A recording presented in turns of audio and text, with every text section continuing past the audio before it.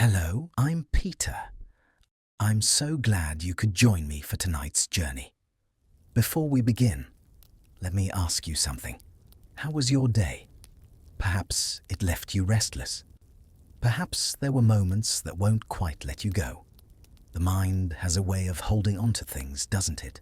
Small worries that grow larger in the quiet. But here in this space we share, you can set those burdens down. Just for now, just for tonight. Picture this right now. You're cozy under warm blankets, the world outside dark and still, maybe with a soft wind or rain tapping at your window, making that comfort feel all the more precious. But imagine the stark opposite in 1000 CE on the North Atlantic in winter. No gentle holiday snow, but raw primal fury, waves towering like mountains 20 or 30 feet high. Black walls of water topped with ghostly white foam in the night. Temperatures plunge far below, freezing, turning your breath to ice crystals mid-air. And there you stand on an open wooden ship. No cabin, no shelter, no barriers against the endless chill. Just oak planks underfoot and stars spinning overhead. Now here's the part that might surprise you. Forget the warm longhouses of movies, the hearths, the firelight, the mead halls. Out on Viking ships, there was no fire at all. Not a single ember, not even when men were freezing to death. This isn't theory, it's archaeology. From the Oseberg ship buried in 834 CE to the Skuldalef warships of 1070, 8 major ship sites show no braziers, no fire pits, no heating of any kind. The wood remains. The tar, the ropes, the sails, the oars, all there. Fire is not. And yet these vessels crossed from Norway to Newfoundland 5 centuries before Columbus, in ships that could have burned to the waterline in under 4 minutes from one stray spark.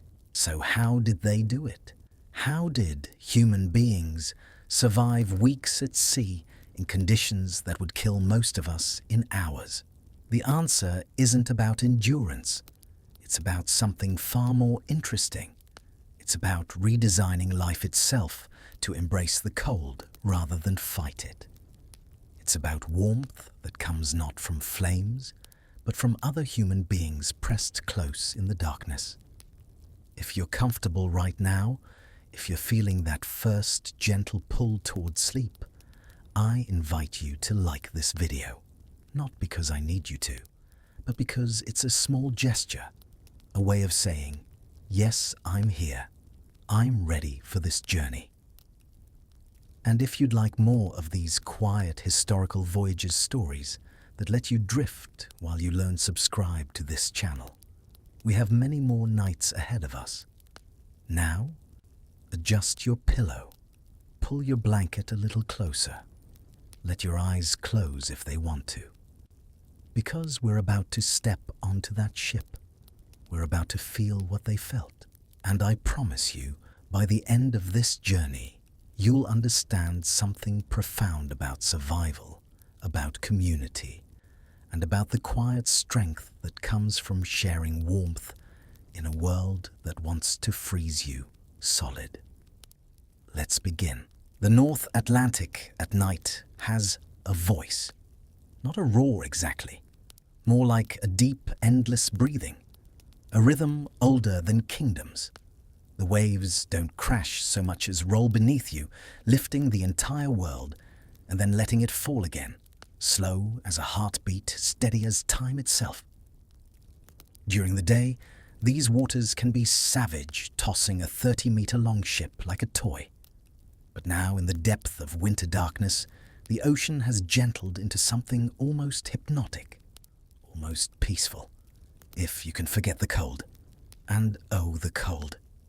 Imagine standing on that open deck. There's no moon tonight, just stars scattered like salt across black velvet, so many stars that they cast a faint silver glow across the water. The ship moves beneath you, the long sweep of oak planks creaking with each swell. 30 meters from bow to stern.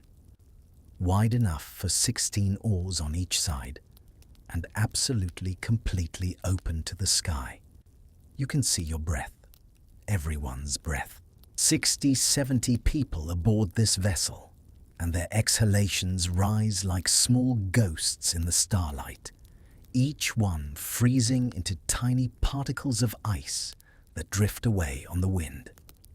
When you run your hand along the ship's rail, your fingers come away wet from condensation that's already starting to freeze. The ropes, those thick hemp lines that control the great rectangular sail, are stiff with frost. Touch one, and it feels like touching stone. This isn't the cold of an ordinary winter morning. It's something far more brutal cold that cuts past bone and into survival itself. The air may be 10 degrees below freezing, but the wind off the sea makes it lethal. The water below is barely liquid, and if you fell in, you'd have maybe 10 minutes of clear thought before hypothermia took your mind 30 before it took your heart. That's why the absence of fire matters. Because right now, as you stand on this deck with the stars wheeling overhead and the black water breathing beneath you, every cell in your body is crying out for warmth, for light, for the comfort of flame. Your ancestors, going back millions of years, have gathered around fires. Fire is safety. Fire is life. Fire is what makes us human. And yet, there is no fire here. The question that haunts every historian who studies the Vikings is simple. Why these people had the technology to make fire? They had flint and steel. They had tinder. They knew how to build hearths and control flames. Their longhouses on shore featured massive central fireplaces that could heat a building 80 meters long. They had clay braziers, iron tripods, all the equipment needed to cook and stay warm. So why, when they set sail into some of the most hostile waters on Earth, did they choose to leave it all behind? At first, scholars thought it was simply impossible to maintain fire on a moving ship. Too dangerous, they said. Too impractical. But that explanation doesn't hold water, if you'll forgive the expression. Mediterranean civilizations had been cooking on ships for centuries. Byzantine vessels from 600 CE had permanent brick galley fires. Roman trading ships carried clay braziers. Even medieval cogs from northern Europe sailing these same waters just a few centuries later would have cooking fires aboard. So it wasn't a matter of capability. It was a choice. A deliberate, calculated choice. Stand here with me on this deck, feeling the cold seep through layer after layer of wool clothing. Watch the frost form on the beards of the men taking their turn at the oars. See how the women of the crew, yes, there are women aboard, have sewn their sleeves shut with careful stitches every morning, creating a seal against the wind. Watch how everyone moves slowly, conservatively, each motion calculated to preserve the warmth their own bodies generate.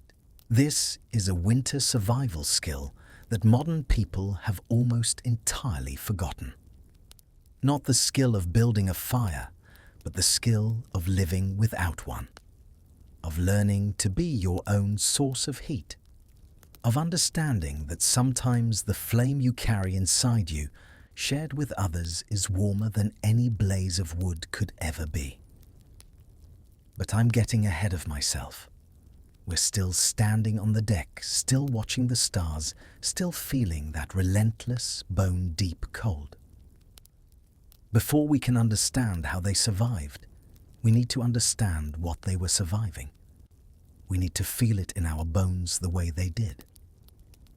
The ship rises on a swell, and for a moment you can see the horizon, a faint line where the black of the sea meets the slightly less black of the sky. Then you descend into the trough between waves, and the world becomes nothing but moving walls of water on all sides. Up and down, up and down. The rhythm never stops. Your body learns it adjusts to it until the motion becomes part of your heartbeat. Somewhere forward, someone is singing. A low rhythmic chant that might be a saga, might be a working song, something to keep the oarsman in time. The sound carries across the water lonely and beautiful. It speaks of land of warmth, of home. But home is 500 miles behind you, and another 500 ahead, and between here and there is nothing but this water and wind and cold that never ever stops. Your fingers are going numb. Even through the thick mittens lined with lamb's wool, you can feel the sensations starting to fade. You flex them, trying to keep the blood flowing, but it's a losing battle. Everyone aboard knows this feeling. The slow retreat of warmth from the extremities. First the fingers, then the toes. If you let it continue, your nose, your ears.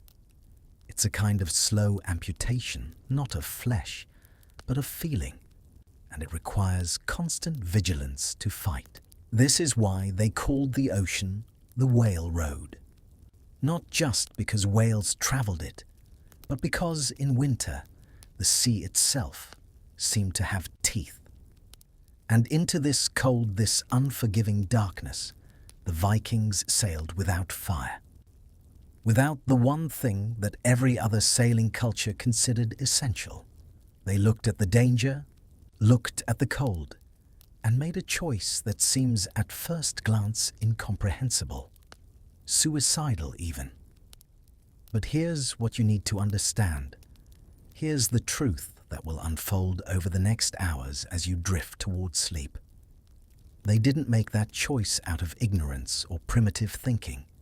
They made it with full knowledge of what they were giving up and what they were gaining. They made it because fire, for all its comfort, carries a price.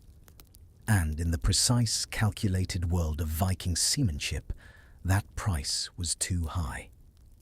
So they found another way.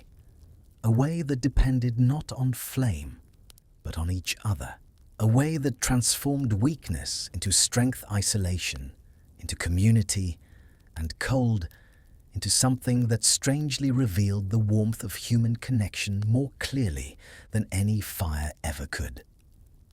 But to understand that way, we need to go deeper. We need to descend from this open deck into the belly of the ship, where the real magic of Viking survival happened.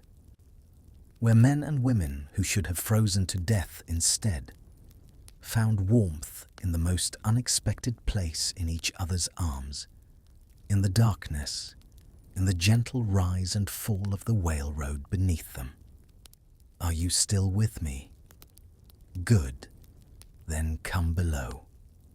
The night is only beginning, and there's so much more to see. Let me show you where they slept. There is no below deck on a Viking longship, not in the way you might imagine. There's no ladder leading down to cozy berths, no separate compartments with doors you can close against the wind. The entire length of the ship from bow to stern is essentially one long open space. What changes is where you are within that space. And at night, when the sail comes down and the stars come out, the ship transforms into something between a vessel and a temporary home. Come with me now, carefully stepping over the oars that rest in their rowlocks, moving aft toward the slightly raised platform where the steersman stands. The deck here is different from what you'd find on modern ships. It's not a continuous surface. Instead, there are removable floor planks laid across the ribs of the ship, creating sections that can be lifted to access the bilge below, where a constant seeping of seawater collects and must be bailed out every few hours. Between the rowing benches in these spaces, where the floor planks can be removed or rearranged, is where the crew will sleep. Not all of them, of course.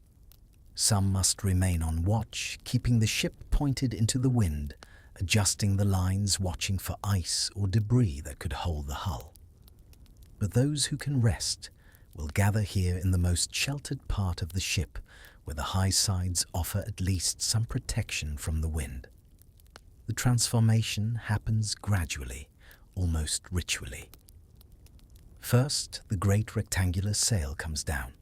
It takes 8 men to handle it, their hands working the lines in practiced unison, letting the heavy wool fabric descend in a controlled collapse. The sail itself is a marvel of Norse craftsmanship, woven from wool that's been treated with a mixture of horse fat and red ochre to make it water-resistant. Even folded, it retains some of its warmth from the day's sunlight, and the crew positions it, carefully draping sections of it over the lowered yardarm to create a sort of canvas shelter. It's not a roof exactly. Wind still finds its way through. Spray still reaches you if a wave breaks at the wrong angle. But it's something, a psychological boundary between you and the infinite void above. A way of saying this is our space. Small, vulnerable, but ours. Now the sea chests come out. Every man and woman aboard has one. They're not large, perhaps 2 feet long by a foot wide and a foot deep, but they're carefully made from oak planks and sealed with tar to keep water out. During the day, these chests serve as rowing benches. You sit on your own storage, essentially pulling your oar while your possessions rest beneath you. But at night, they're rearranged, moved from the sides of the ship into the central space, creating a sort of floor that lifts you a few precious inches above the bilge water. The bilge. Let's talk about that for a moment, because it matters. No matter how well crafted, a clinker-built ship like this will always take on water. The overlapping planks, held together with iron rivets and sealed with tar-soaked rope, create a hull that's flexible enough to survive the ocean's stress. But that flexibility comes at a cost. Water seeps in through tiny gaps that open and close with each wave. Not much. Perhaps a few gallons per hour in calm seas. But it accumulates. By the time night falls, there might be 2 or 3 inches of seawater sloshing in the very bottom of the ship. Cold as ice touched by salt, and carrying with it that distinctive smell of the deep ocean. You don't want to sleep in that water. Even through wool and leather, it would leach the warmth from your body in hours. So the sea chests arranged just so create a platform. And on that platform, the sleeping arrangements begin. This is where the hudfat comes out.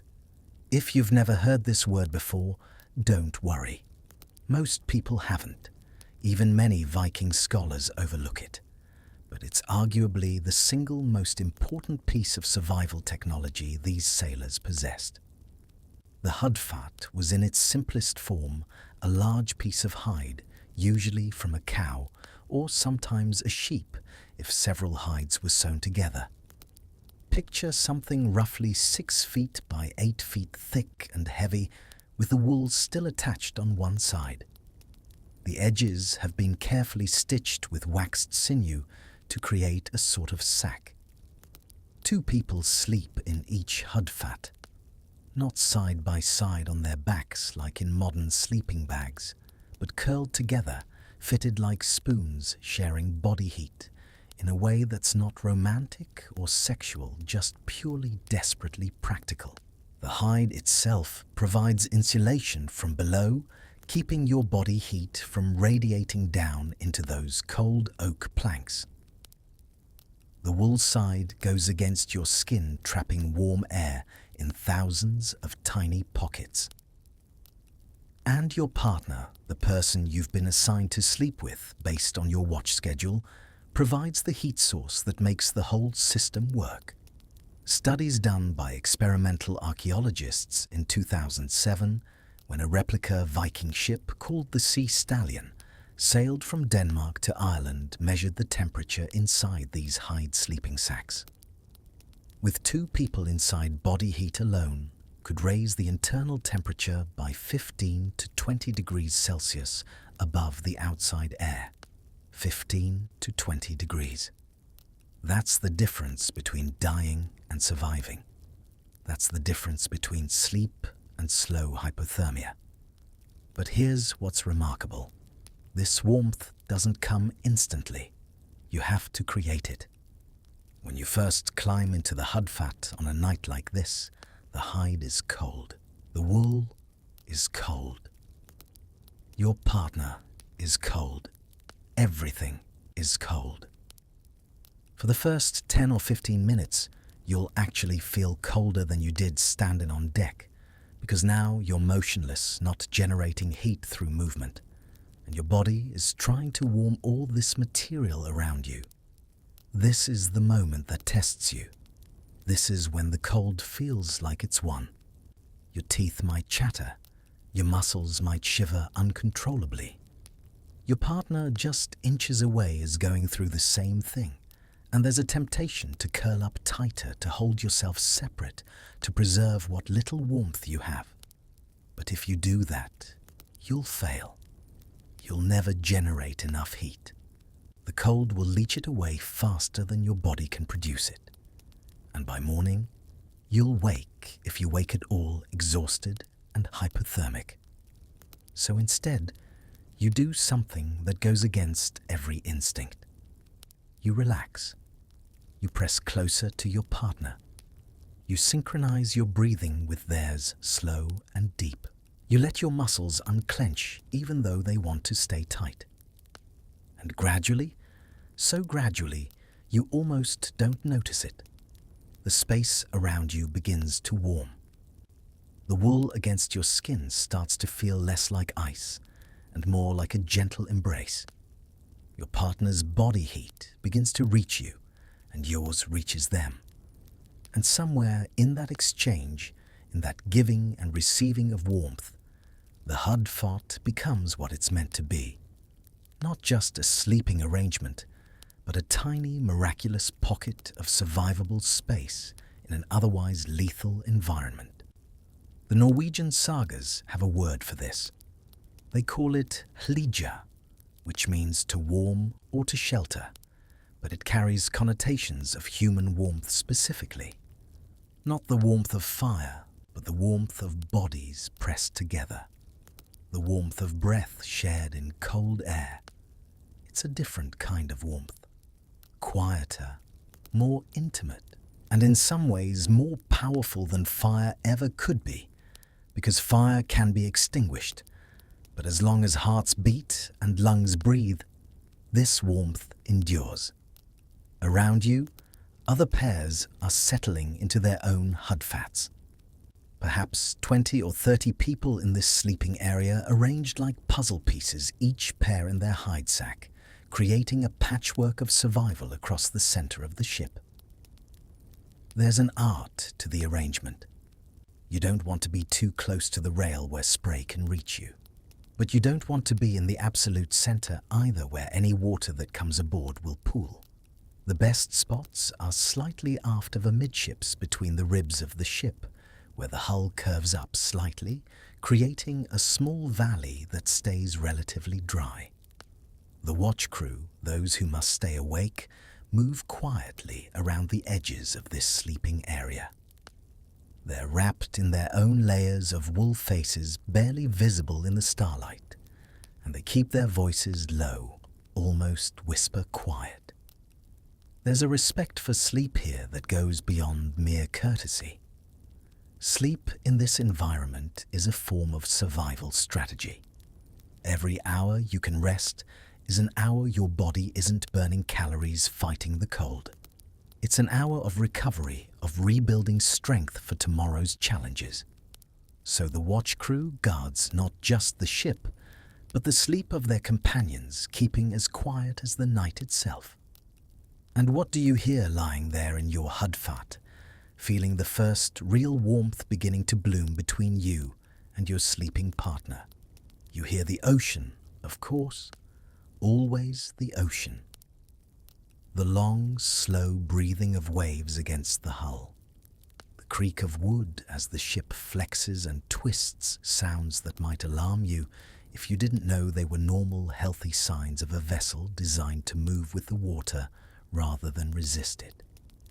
You hear the wind in the rigging, a low, whistling note that changes pitch as the breeze shifts. You hear the footsteps of the watch, soft and careful, on the deck planks. And you hear breathing. Dozens of people breathing in slow synchrony, a chorus of inhalations and exhalations that blends with the sound of the sea until you can't quite tell where one ends and the other begins. It's hypnotic. It's ancient. It's the sound of humans surviving together in a place where surviving alone is impossible. This is the habitat. Not a shelter in any conventional sense, but a shelter nonetheless. A space carved out of darkness and cold and danger through nothing but human cooperation and cleverly designed hide sacks. A space where you can close your eyes and feel for a few hours at least something like safety. But how did they reach this point? How did they decide that this and not fire was the answer? To understand that we need to look at the physics of winter at sea. We need to understand what would happen if someone tried to light even a small flame on a ship like this. Because once you understand the danger, you'll understand why the Vikings, these supposedly primitive warriors, made what was actually an incredibly sophisticated engineering decision. The cold isn't your only enemy out here.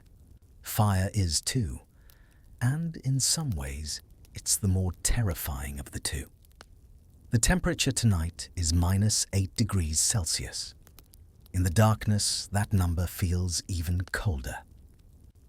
But let me tell you something that might surprise you about cold at sea versus cold on land. On land, when the temperature drops below freezing, you know it. The air is still crisp, biting. Every breath feels sharp in your lungs. But at sea, especially at night when the wind's calm, the cold is different. It's damper. It seeps rather than strikes.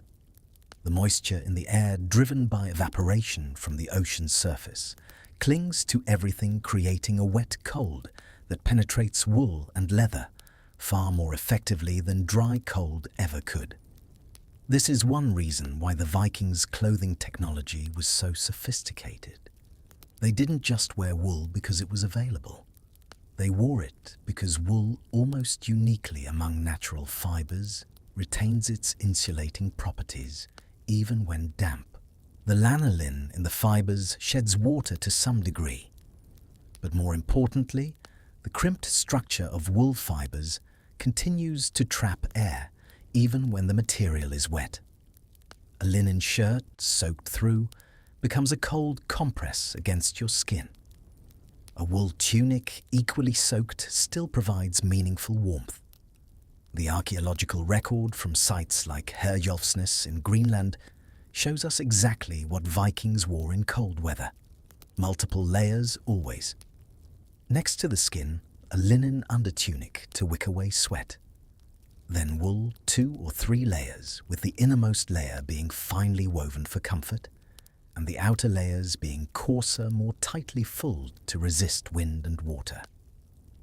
The outermost layer was often a cloak, again made of wool treated with lanolin until it shed water like a duck's feathers. Some cloaks were lined with fur around the neck and shoulders, providing extra insulation where blood vessels run close to the skin. And then there were the sleeves. This is one of those small details that tells you everything about how seriously the Vikings took the challenge of cold weather survival. Many of their tunics had sleeves that were deliberately made long and wide, extending past the hands. But here's the clever part. Each morning the sleeves would be sewn shut with a few quick stitches using a bone needle and waxed thread. The stitching took perhaps 30 seconds per sleeve. It created a seal at the wrist, turning the sleeve into a sort of built-in mitten that trapped warm air around the hand and forearm. Why sew them instead of just making the sleeve tight? Because during the day, you might need your hands free quickly. A sudden squall, a need to handle rope, a change in wind direction. So you carried a small knife called a seax. And when you needed dexterity, you simply cut the stitches open, pushed your sleeve back, and got to work. Then, when the task was done, you sewed it shut again. Waste a few seconds of stitching, gain hours of warmth. It's a perfect example of the kind of micro-efficiency that kept people alive in extreme conditions. But clothing, no matter how sophisticated, can only do so much. Your body generates about 100 watts of heat at rest, roughly the same as a bright incandescent bulb. If you're working rowing or hauling on lines, that can increase to 300 or 400 watts. But you're losing heat constantly through radiation, conduction, convection, and evaporation. In still air at -8 degrees with the clothing described above, you can maintain thermal equilibrium. Uncomfortable, yes, but survivable. Add wind and everything changes. The wind chill at sea is brutal. Even a breeze of 10 knots, modest by ocean standards, creates an effective temperature far below the actual air temperature.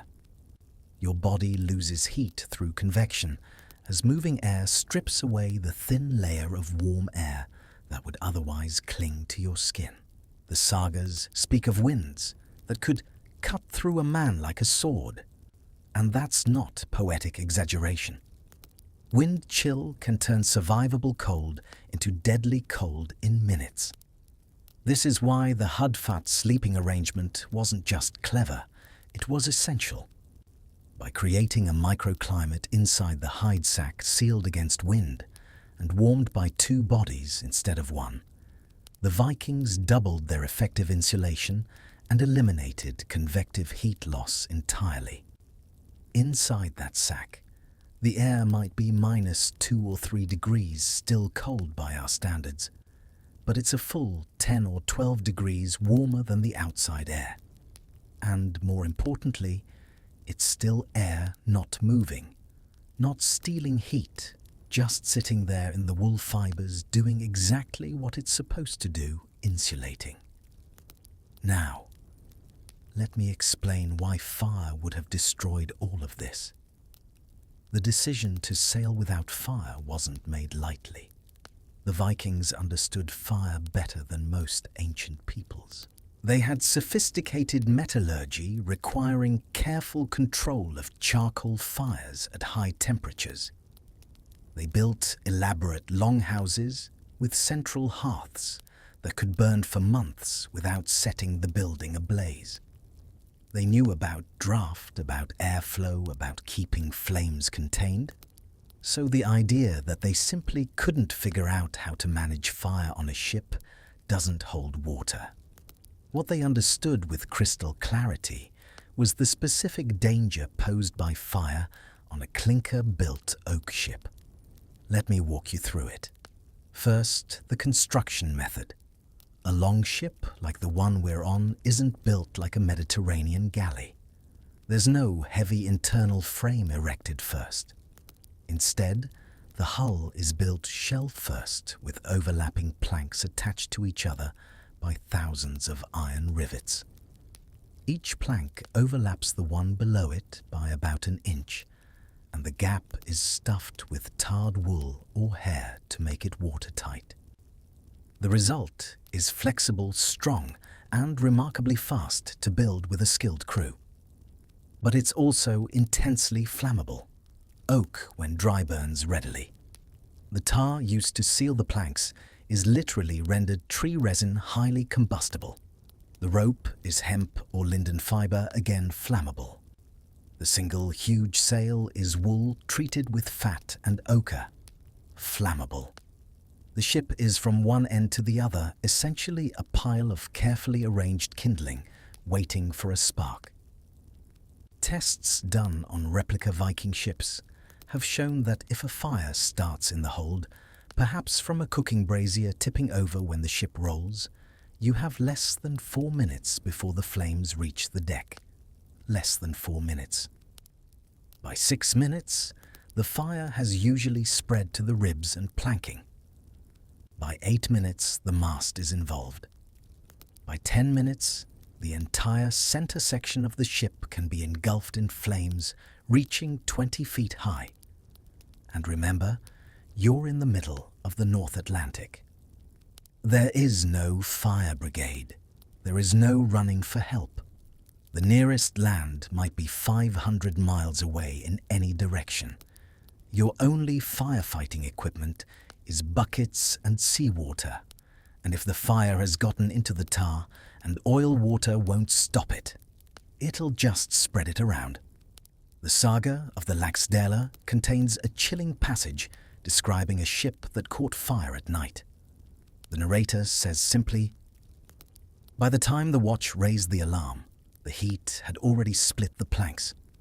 17 men died, not from burning but from drowning, because they jumped into water so cold it stopped their hearts within minutes." The ship itself sank before dawn, taking with it months of supplies, irreplaceable navigation tools, and the bodies of 3 crew members who were too deep in sleep to wake in time. This wasn't a theoretical risk. It was a known, documented danger. And the Vikings, being pragmatic people, did a cost-benefit analysis. Fire might provide comfort and hot food, yes. But it also provided a non-zero chance of catastrophic total loss. Not just of cargo or the ship, but of every single life aboard. So they designed around the fire. They chose to eliminate it entirely, rather than try to manage an acceptable level of risk. And in doing so, they had to reinvent nearly every other system on the ship. Food preparation, for example. How do you feed 70 people without fire? The answer is simple. You don't cook at sea. All food is prepared before departure and during stops at shore. Dried fish, especially cod, which keeps for months. Hard barley bread so dense you could use it as a weapon. Butter pressed into wooden casks and salted heavily. Dried porridge made from oats and preserved with honey. Some ships carried barrels of soured milk, a kind of early yogurt that provided protein and probiotics. The daily routine was to eat cold food 3 times a day. Morning might be dried fish and butter smeared on hard bread. Midday, more of the same perhaps, with some dried onions or herbs for flavor. Evening, cold porridge rehydrated with seawater, then strained and mixed with butter and salt. It sounds miserable, and probably was, but it worked. The caloric content was high 3,000 to 4,000 calories per day, enough to fuel bodies working hard in cold conditions. And here's something modern people often miss. Eating cold food doesn't make you colder. Your body generates heat, digesting food regardless of its temperature. In fact, digesting protein generates more metabolic heat than digesting carbohydrates or fat. Those dried fish, tough as leather and about as appetizing, were actually helping to keep the crew warm from the inside out. Water was another challenge. Fresh water was carried in wooden barrels, carefully sealed and secured in the hold. But barrels aren't infinite. A crew of 70 needs perhaps 40 gallons of drinking water per day minimum. That's over 300 pounds of weight, and it needs to be replenished every few days. This is why the Viking route across the North Atlantic wasn't a straight line. It was a series of hops from one island to the next, each hop timed to ensure they'd reach land before the water ran out. Shetland, Faroe, Iceland, Greenland, Vinland. Each stop carefully calculated each distance, precisely known through generations of accumulated navigational knowledge. The Norwegian law code, known as the Gragas, though written down in the 1100s, reflects practices that were already ancient by then. It specifies that a ship must make landfall at least once every 3 days during long voyages. Not just for water, though, that's crucial, but also for what the law calls the right of fire, the right to go ashore, build a fire, cook a hot meal, warm frozen bodies, and dry out clothing. The law recognized that humans can't survive indefinitely without these things. The Vikings weren't superhuman. They were just extremely good at deferring comfort until it was safe to indulge it. This brings us to one of the deepest insights about Viking maritime culture. They didn't see the absence of fire as a deprivation. They saw it as a form of purity. The ocean in their cosmology was one of the 9 realms, a place where different rules applied. Fire belonged to Midgard, the world of men. Water belonged to something older, stranger. By sailing without fire, they were in a sense respecting the ocean's nature. They were adapting to its rules rather than imposing their own. There's a line in the prose Edda that describes the sea as the ale of Aegir, the giant who personified the ocean. And ale, in Norse culture, was meant to be drunk cold. Hot ale was considered an insult to the drink and to the drinker. The parallel isn't exact, but the mindset is there. The cold ocean was to be experienced on its own terms, not domesticated with flame. But philosophy aside, the practical result was clear. By eliminating fire, the Vikings created a safety margin that allowed them to sail in conditions no other culture would dare. Mediterranean galleys stayed in port during winter storms. Viking longships could, if necessary, ride out a gale at sea and arrive intact on the other side.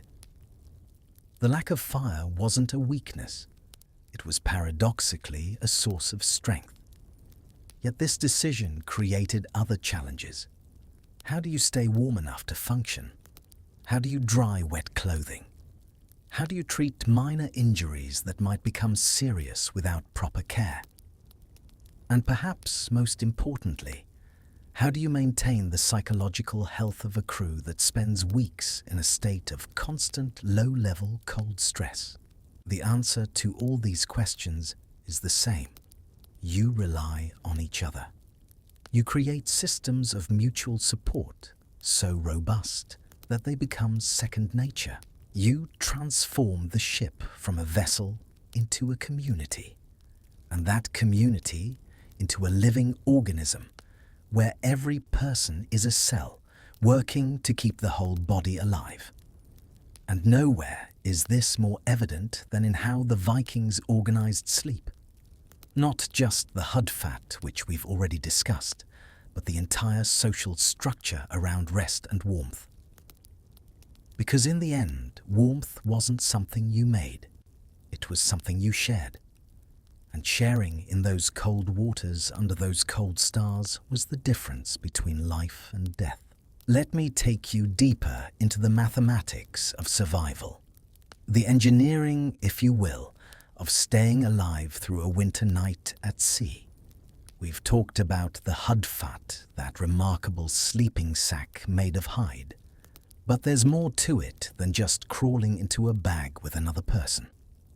There's an entire protocol refined over generations that determines who sleeps with whom, when and how. It begins with the watch schedule, a 4-hour rotation on winter longships. 4 hours on duty, 8 off. This creates 2 sleep periods per full day vital since the cold fragments rest. You might doze for 2 hours, wake from chill or discomfort shift position, and doze again. The body skips deep restorative sleep, like in a warm bed, but gathers enough light rest to avoid exhaustion. Now here's where it gets interesting. Your sleeping partner isn't chosen based on friendship or social rank. It's determined by the watch schedule. If you're on the first watch from dusk to midnight, your sleeping partner is someone from the second watch midnight to dawn. Why? Because when your watch ends and you're coming off duty, you're still relatively warm from movement and activity. Your partner, who's been sleeping for the past 4 hours, has cooled down. When you climb into the hudfat, your residual warmth helps reheat the space, which benefits both of you. Then, when your partner's watch comes up, they leave the hudfat still warm, and the next person rotating into sleep takes their place. It's a kind of thermal relay race. No one person is expected to generate all the heat. Instead, heat is constantly being topped up by fresh bodies coming off watch, circulated through the sleeping crew, and conserved by the careful arrangement of hide wool and human flesh. The sleeping positions themselves are carefully considered. You don't lie on your back. There's no room for that, and besides, lying flat exposes your entire body surface to the cold. Instead, you curl on your side in what modern sleep researchers call the fetal position. Your knees drawn up, your arms tucked close to your chest, your head bent slightly forward. This minimizes surface area and creates a compact shape that's easier to warm. Your partner lies behind you, curled around your back. Chest to your shoulder blades, belly to the curve of your spine, knees tucked behind yours. Their breath warms the back of your neck. Their body radiates heat across the entire length of your back. It's intimate in a way that would be uncomfortable in any other context. But here in this cold, it's survival. No one thinks about sex. No one thinks about personal space. You think about warmth, about the slow seepage of heat from their body into yours and yours into theirs, until you can't quite tell where one of you ends and the other begins. Archaeological analysis of Viking Age textiles has revealed something fascinating about the clothing worn for sleep. The innermost layer, the one against your skin, would often be slightly damp from the day's exertion. Sweat spray moisture from breath. In modern terms, this sounds like a recipe for hypothermia. But the Vikings understood something that modern outdoor enthusiasts often have to relearn: damp wool still insulates. As long as your outer layers are relatively dry, that inner layer of dampness can actually help regulate your body temperature, preventing you from overheating during the initial warm-up period inside the hudfat. The position of the hudfats within the ship is also strategic. Remember those sea chests? We talked about the ones that serve as both storage and rowing benches. At night, they're rearranged to create a raised platform about 6 inches above the bilge water, but they're not arranged uniformly. The chests on the outside edge of the sleeping area are stacked slightly higher, creating a gentle slope inward. This means any water that does come aboard from spray or rain will drain toward the center, where it can be bailed out more easily, rather than pooling under the sleeping crew. And speaking of water in the bilge, let's talk about the one job that never stops, even at night: bailing. No matter how well sealed a clinker-built hull will always take on some water. In calm seas, it might be a gallon or 2 per hour. In rough weather, significantly more. This water collects in the bilge, the lowest point of the hull, and if left unchecked, it will gradually raise the ship's waterline and increase the risk of swamping. So every few hours someone needs to bail. Usually this task falls to the watch crew, but in heavy weather, sleeping crew members might be roused to help. The bailing itself is done with simple wooden buckets passed from hand to hand in a chain until the water is thrown overboard. It's cold, wet, miserable work. Your hands go numb. Your feet, standing in several inches of icy bilge water, lose all feeling. But it has to be done. And there's a strange camaraderie in it, a shared misery that somehow makes it more bearable. The sagas record bailing songs, rhythmic chants that coordinate the movement of buckets and provide something like entertainment during the mind-numbing repetition. But let's return to the hudfart, to that cocoon of hide and wool, where most of the crew spends their off-watch hours. There's one more crucial detail we haven't discussed: breath. Inside that sealed space, two people are exhaling moisture with every breath. Carbon dioxide and water vapor, the byproducts of metabolism. In a modern sealed sleeping bag in very cold conditions, this moisture can condense on the interior of the bag, creating ice crystals that actually make you colder. The Vikings solved this problem with elegant simplicity. The hudfart isn't completely sealed. The edges are stitched together, but there's a small opening at the top near your faces that allows air exchange. Not enough to create a draft, but enough that you're breathing fresh air rather than recirculating your own exhalations. This opening also serves another purpose.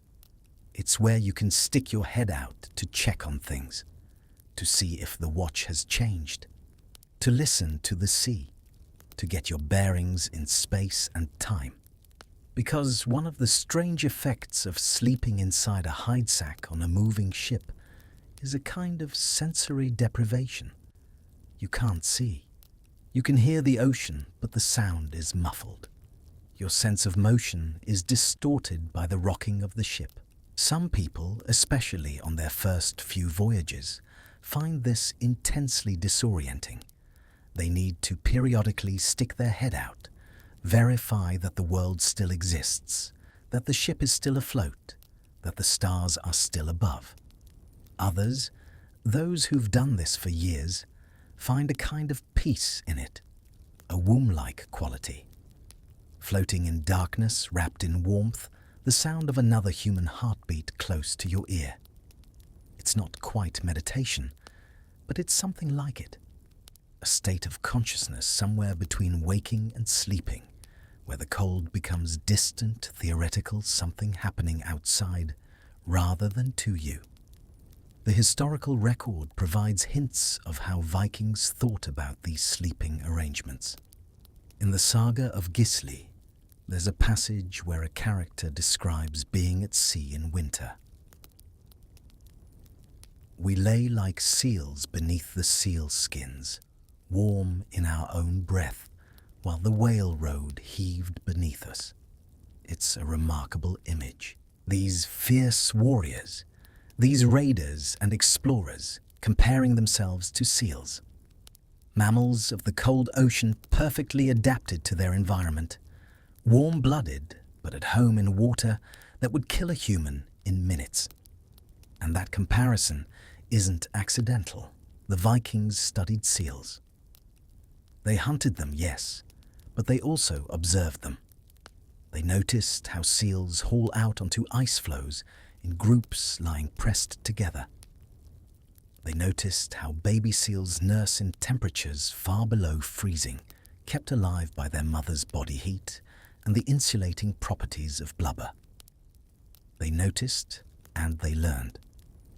The hudfart is in many ways an attempt to recreate the seal's adaptation using human materials and human cooperation. Modern sleep science has validated what the Vikings knew intuitively. Studies of shared sleeping in cold conditions show that two people sleeping together can maintain safe core body temperatures in environments that would cause dangerous hypothermia in individuals sleeping alone. The effect is more than just adding heat sources together. There's a synergy. The breathing of one person helps regulate the breathing of the other, preventing the shallow, rapid breaths that accompany cold stress. The presence of another heartbeat close by has a calming effect on the nervous system, reducing stress hormones that would otherwise interfere with sleep. And there's something else, something harder to quantify, but clearly present in the historical accounts. A sense of safety, of not being alone in the dark. The ocean at night can be terrifying. The absolute blackness, the sounds, the creaking and groaning of the ship, which even when you know it's normal, can sound like the ship is tearing itself apart. The occasional larger wave that hits with a boom that resonates through every timber. In this environment, having another human being right there, close enough to feel their breathing, provides a psychological anchor that's as important as the physical warmth. The saga writers understood this. When they describe ship voyages, they often mention the sleeping arrangements with surprising tenderness. Who slept with whom? How a leader might choose to sleep beside a younger, less experienced crew member to calm their fears. How sleeping partners would tell each other stories or recite poetry before dozing off the words themselves, becoming a kind of lullaby. There's a passage in Egil's saga that describes a winter crossing from Norway to Iceland. The narrator mentions that Egil, the protagonist, notices one of the younger crew members shivering despite being inside a hudfat. Egil doesn't berate him for weakness. Instead, he has the young man switch sleeping partners with someone larger, someone whose body mass would generate more heat. Such a simple thing. But it speaks to a deep understanding of thermodynamics and human physiology. Size matters.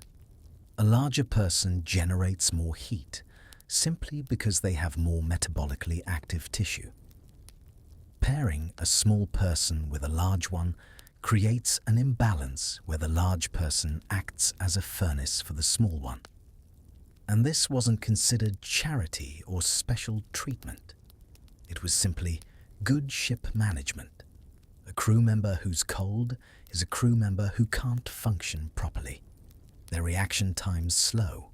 Their judgment deteriorates. They're more likely to make mistakes, and at sea, mistakes kill. So keeping everyone as warm as possible wasn't kindness. It was survival strategy for the whole ship. As you lie there in your hudfat, feeling the gentle rock of the ship, hearing the muffled sounds of the ocean through layers of hide and wool, you might notice something strange. You're starting to feel almost comfortable. Not warm exactly, but not desperately cold either. You've found what physiologists call thermal equilibrium. Your body's heat production exactly matches your heat loss.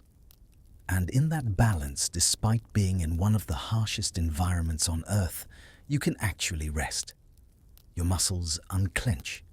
Your jaw, which has been unconsciously clenched against the cold for hours, relaxes.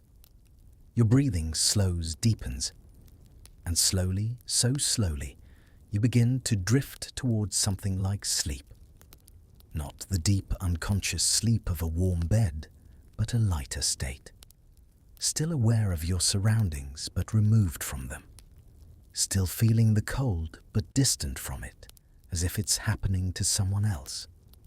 This is how the Vikings slept. This is what winter survival skill looked like in the year 1000. Not fighting the cold, but accommodating it. Not trying to create summer in the middle of winter, but finding a way to exist within winter's embrace without being destroyed by it.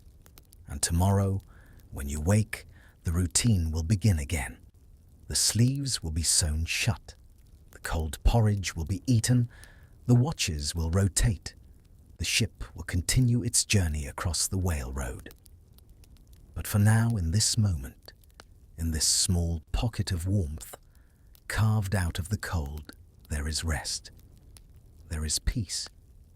There is the slow rhythm of another person's breathing, and the knowledge that you are not alone. Drifting into sleep on a Viking longship was never abrupt. You didn't simply decide to sleep, you earned it.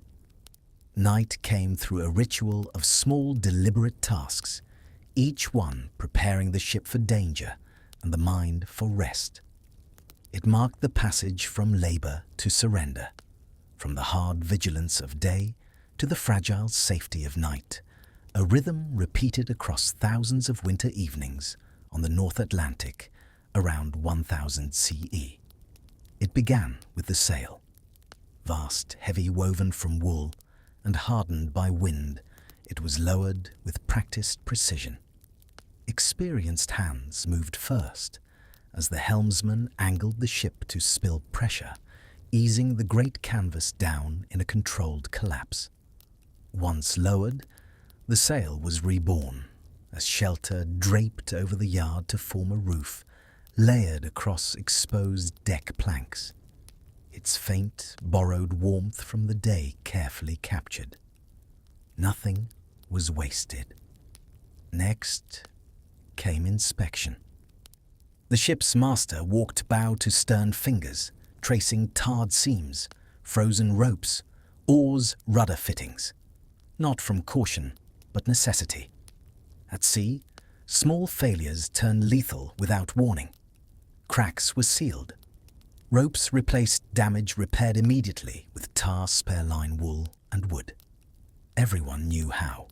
Survival allowed no bystanders. While this happened, food was issued cold preserved and shared equally by law and by hard-earned wisdom. Rank meant nothing. Uneven rations bred resentment, and resentment could sink a ship faster than a storm. Meals were slow, hard bread softened in the mouth, dried fish chewed patiently. Eating together, even in near silence, forged community and unspoken agreement that everyone was enduring the same trial. Water followed, carefully rationed. Enough to live, not enough to suffer later. Then attention turned inward. Clothing was checked. Seams, sealed sleeves, sewn shut against the wind. Tiers were mended with whatever was at hand, thread leather, even fish skin. This was repair time, but also social time stories, shared poems, recited humor, used as insulation. Songs of heroes who survived worse carried a quiet message, so will we. As darkness deepened, the night watch was set. Knowledge passed mouth to ear alone. Wind-ice stars, position navigation preserved as living memory. 4 or 5 remained awake, steering by feel and sky, while the rest prepared for sleep. Wet layers were hung to dry boots, turned upside-down bodies, stripped to what was warm, not what was dry. Before lying down, some paused prayer habit, a thought of home. Then came the hudfat. 2 bodies close in the dark. At first, colder than before. Then slowly, inevitably, warmth returned. Enough, always enough. Outside, the ship breathed and creaked. The sea rolled on. Dozens slept or tried to bound by the same rhythm and need. This was the Viking night at sea, not heroic, not dramatic, but careful communal survival. In that repetition, there was comfort, rhythm instead of chaos. Tomorrow it would begin again, until land, until fire, until warmth returned in abundance. But for now, there was only this cold darkness, wood and water, and another human being close enough to share the heat that kept you both alive. And in that shared dependence stripped down to essentials, they found something rare and enduring strength. Let me tell you about the darkness. Not just the physical darkness of night, though, that's part of it. The North Atlantic in winter, far from any coast, experiences a darkness that's hard to describe to anyone who's lived their entire life with artificial light. There's no light pollution, no city glow on the horizon, no street lamps, no headlights, no blue glow from electronic devices. When the sun sets, which it does early this time of year, perhaps by 3 or 4 in the afternoon, the darkness that follows is total. Well, not quite total. There are stars. So many stars. Without atmospheric pollution or light competition, the night sky becomes something our modern eyes can barely process. The Milky Way isn't just visible, it's overwhelming, a river of light stretching from horizon to horizon. So bright you can see its structure, its density, variations, its clouds of stellar dust. On a clear night, this starlight is enough to cast faint shadows. Enough to see the general outline of the ship, the positions of crew members moving about. But the darkness I want to talk about isn't just visual, it's psychological. It's the experience of being in that darkness, night after night, week after week, with no fire to push it back. Fire has always been humanity's answer to darkness, not just for light, but for what light represents. Safety, civilization, control over our environment. When you sit by a fire, the darkness ends at the edge of the firelight. Beyond that edge, there may be danger, but here within the warm circle, you're safe. Fires have anchored human communities for hundreds of thousands of years. They've been the center of social life, the place where stories are told and bonds are formed. Take away fire, and you take away that center, that anchor. The darkness comes right up to you. It touches you. It surrounds you so completely that you become part of it rather than separate from it. And this does something to the human mind. The Vikings had a concept they called myrkrad, which roughly translates to dread of darkness, though that doesn't quite capture the full meaning. It wasn't fear exactly, more like a profound unease, a sense that in deep darkness the boundaries between worlds became uncertain. The dead could walk. The sea could take on the shapes of monsters. Your own thoughts could become unreliable. And yet, they had to live with this. Night after night, they had to function in conditions that would terrify most modern people. How did they manage it? The answer lies in a combination of practical strategies and mental conditioning that's worth understanding in detail. First, the practical approaches. Even without fire, you can do things to make darkness less oppressive. The Vikings used something we might call social light, the presence of other people serving as a kind of psychological illumination. When you're standing watch at night, you're never alone. There's always at least one other person within arm's reach. You can't necessarily see them clearly in the starlight, but you can hear them breathing, hear their movements, occasionally hear a word or a quiet song. This matters more than you might think. Isolation plus darkness is a recipe for psychological breakdown. The mind, deprived of sensory input, starts generating its own input. Hallucinations aren't uncommon. Sounds become distorted. Shadows seem to move with purpose. But add just one other person, and these effects diminish dramatically. The other person's presence anchors you in reality. Their breathing gives you something concrete to focus on. Their occasional words remind you that you're not alone, that you're part of something larger. The watch crew developed strategies for maintaining this connection. They would talk to each other, but not constantly. Long stretches of comfortable silence, punctuated by brief exchanges. "How's the wind?" "Steady from the north."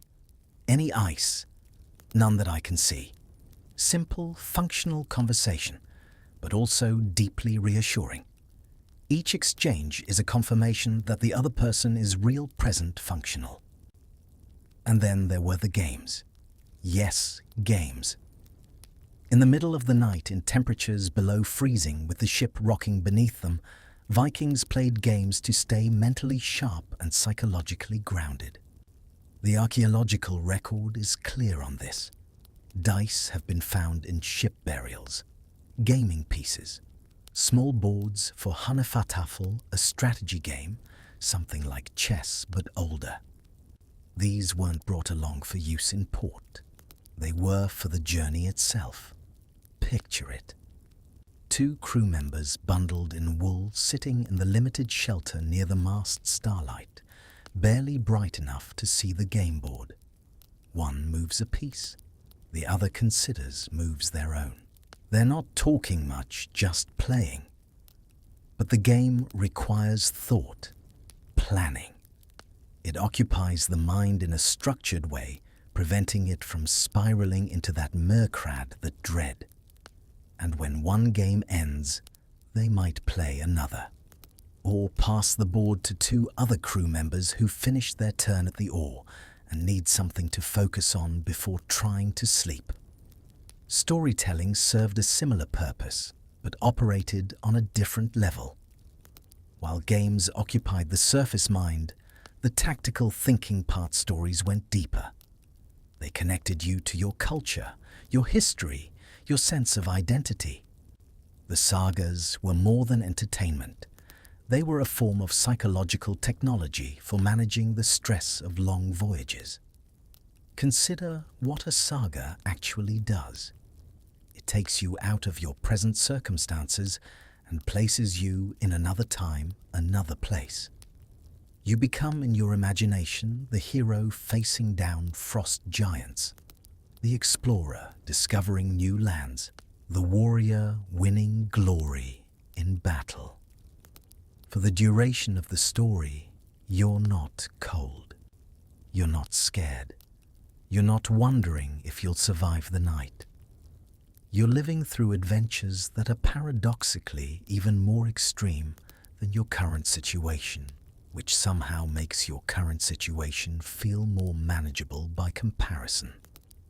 The performance of these sagas was an art form. The good tellers and every ship would have at least 1 or 2 knew how to pace a story for a cold night at sea. They spoke slowly, their voices carrying across the darkness without shouting. They paused at key moments, letting tension build, giving listeners time to imagine the scene fully. They modulated their tone to suggest different characters, different emotions, without breaking the hypnotic quality of the recitation. Modern psychology now confirms what the Vikings learned by experience. Listening to a spoken story draws the mind into a rare middle state, neither fully awake nor asleep.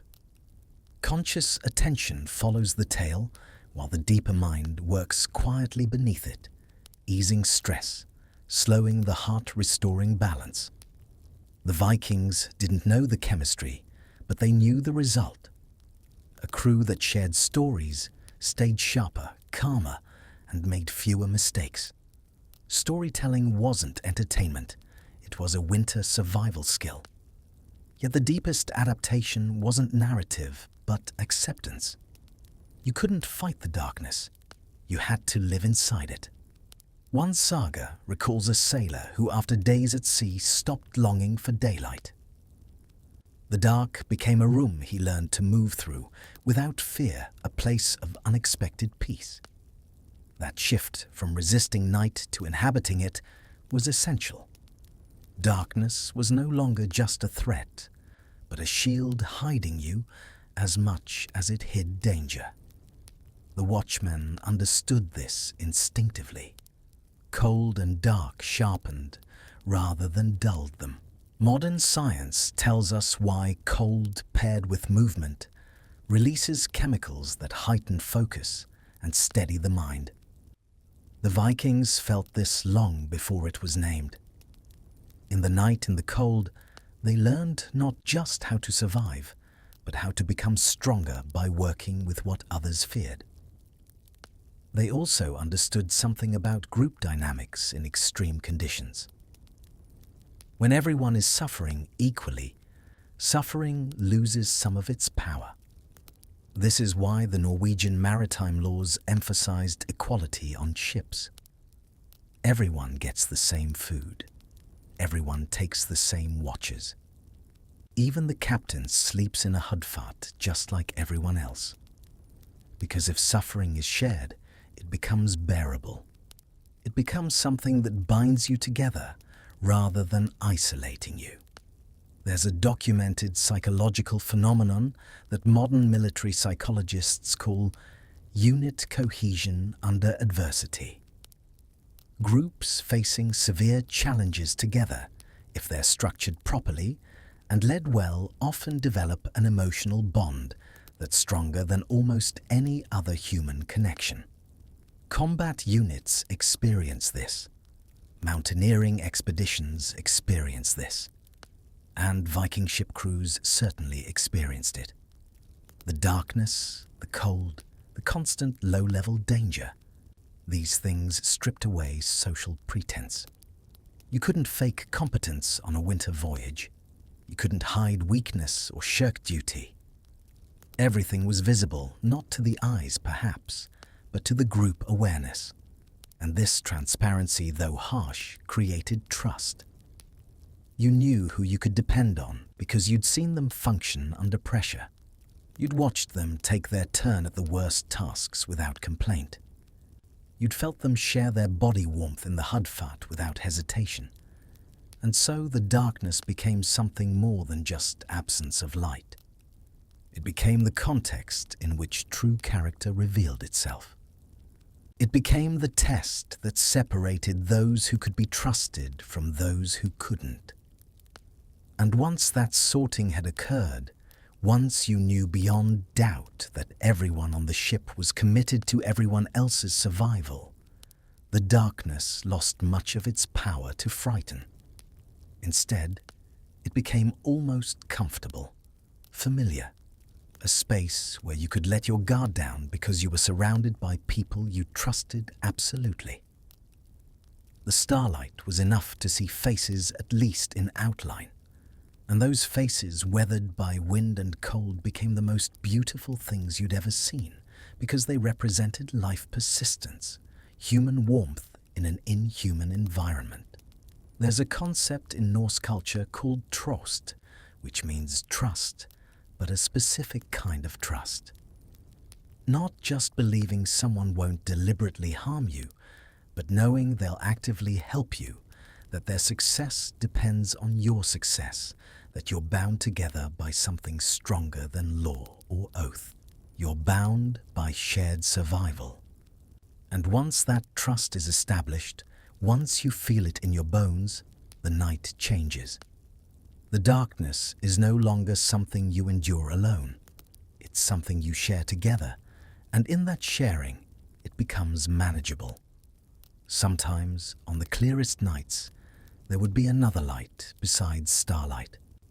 The aurora borealis, the northern lights, sheets of green and blue, and sometimes red light shimmering across the northern sky, moving in waves and ripples like a curtain stirred by wind. The Vikings had various explanations for these lights. Some said they were reflections of the armor of Valkyries riding across the sky. Others said they were bridges to other worlds.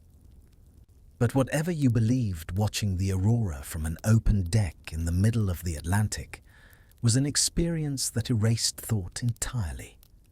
You simply stood there, watching, feeling small and temporary, and somehow honored to witness such beauty.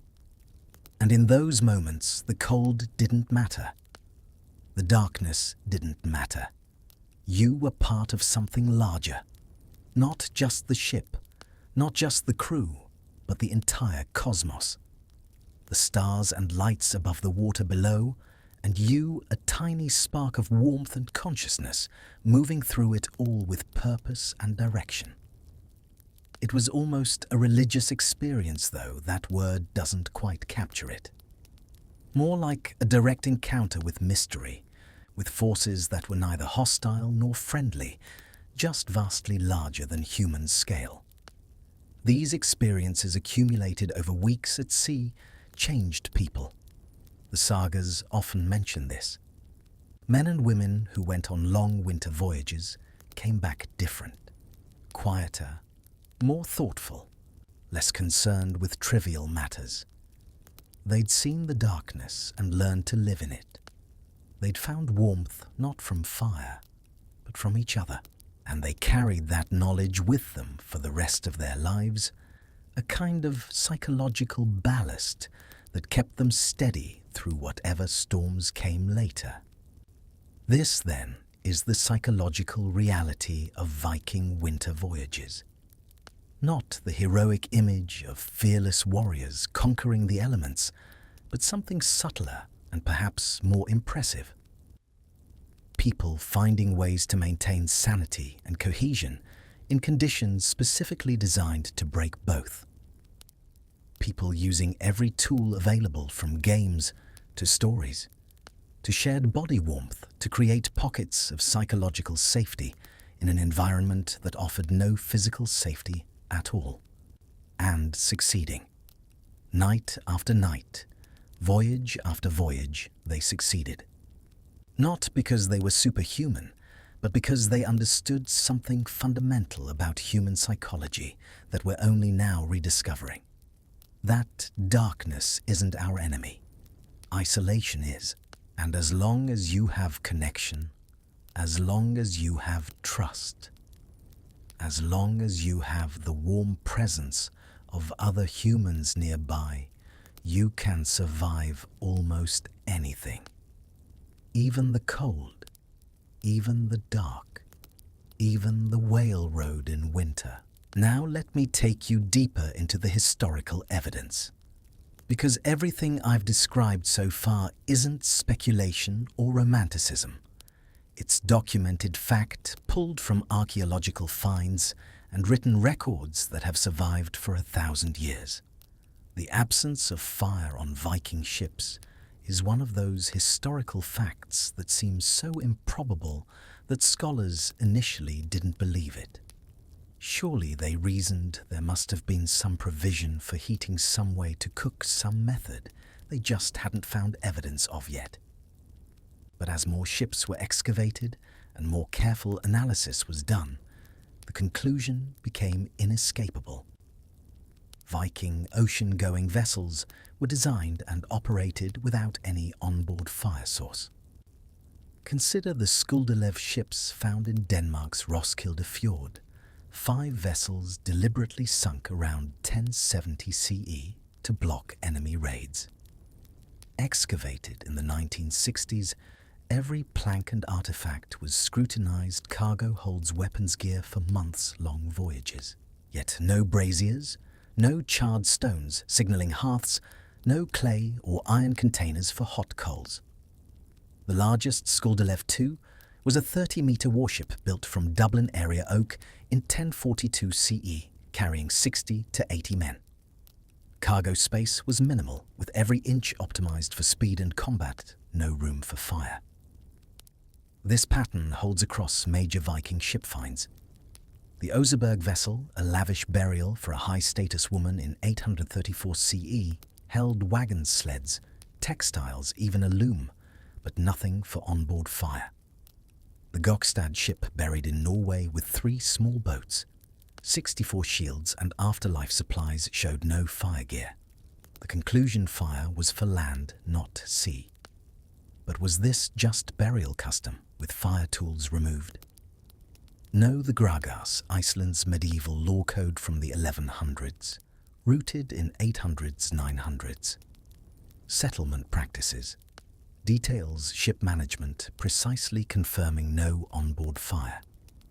One section deals with food preparation at sea. It states clearly that ships must make landfall at regular intervals, and the interval is defined partly by the need to prepare hot meals. No crew shall sail more than 3 days without coming to land for the cooking of porridge and the warming of ale. 3 days. That's the expected maximum time between landfalls, and the reason given is food preparation, not water shortage or navigation. The law goes on to specify that when a ship makes land, the crew has the right to go ashore, gather firewood, and use it for cooking, even if the land is privately owned. This right of fire was considered so fundamental that property rights were subordinate to it. A landowner could be fined for preventing a ship's crew from coming ashore to cook. This tells us something important.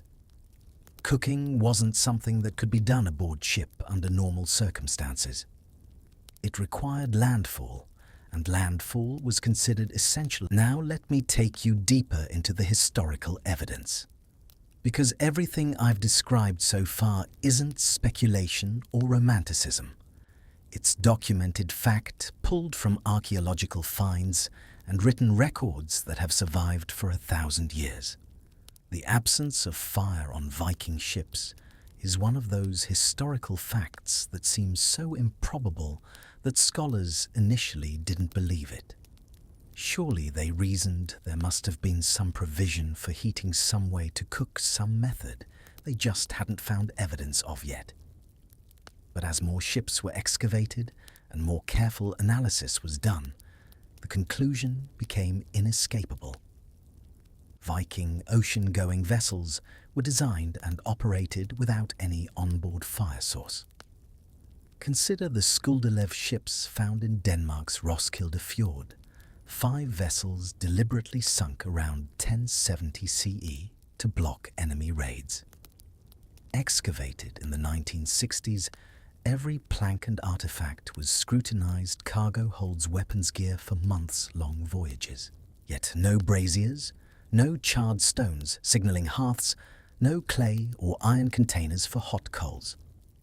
The largest, Skuldelev II, was a 30-meter warship built from Dublin area oak in 1042 CE, carrying 60 to 80 men.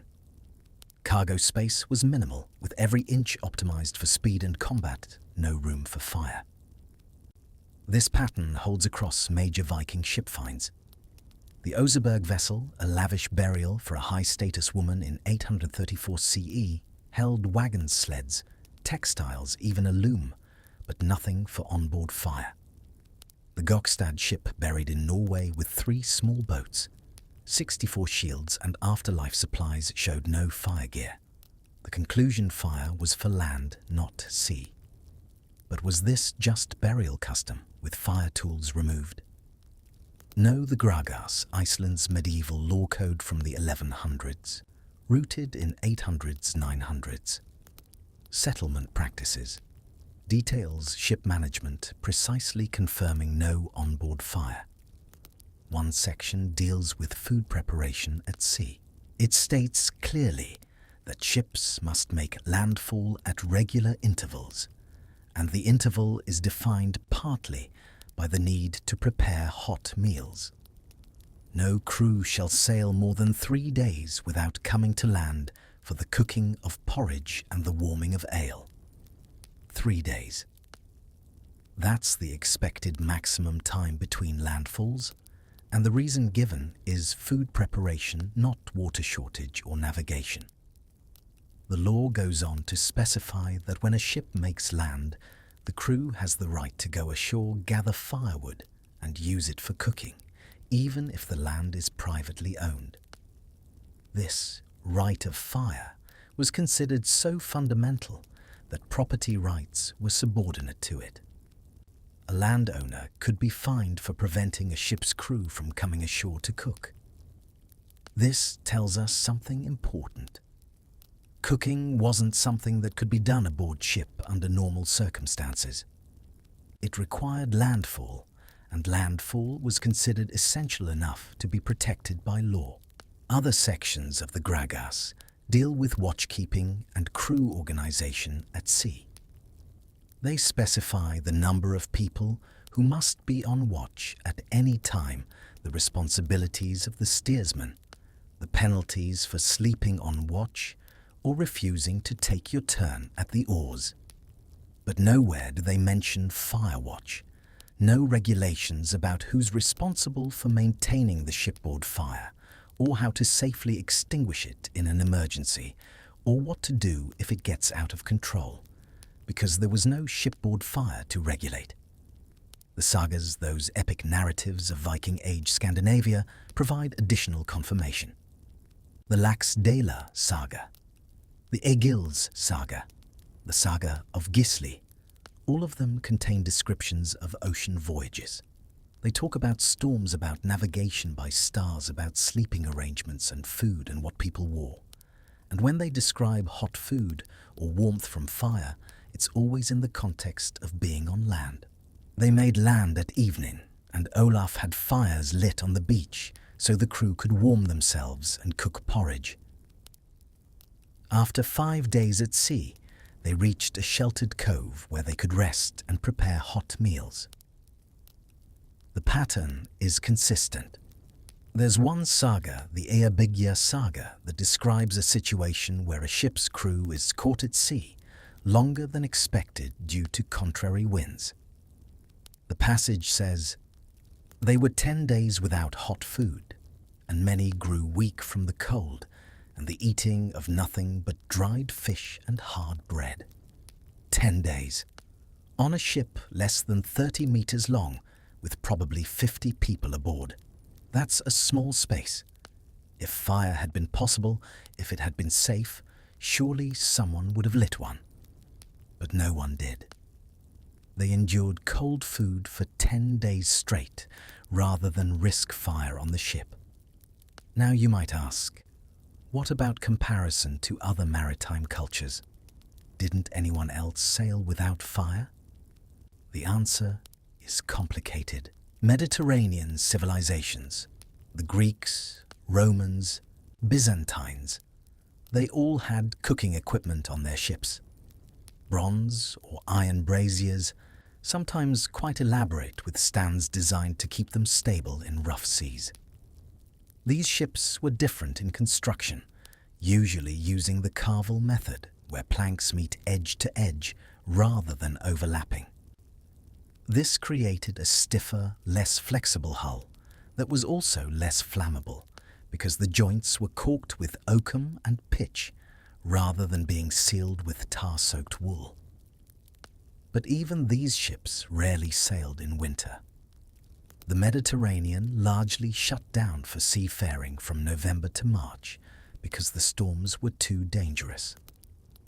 Northern European cultures contemporary with the Vikings also used different approaches. The Frisians and the Anglo-Saxons who sailed the North Sea had ships similar to Viking designs, but generally used them for shorter voyages. There's evidence they sometimes carried fire in protected ceramic braziers for coastal trading voyages, though this is debated. But coastal voyages are different. You're never more than a few hours from shore. If the ship catches fire, you can potentially beach it and save most of the crew. That calculation changes in the open ocean 5 days from any land. What made the Vikings unique wasn't that they figured out how to use fire safely at sea. It's that they figured out how to eliminate the need for fire entirely. They engineered around it, and this required innovations in multiple areas simultaneously. Food preservation technology was crucial. The Vikings were masters of drying, smoking, salting, and fermenting. Their dried cod clipfish could last for years without refrigeration.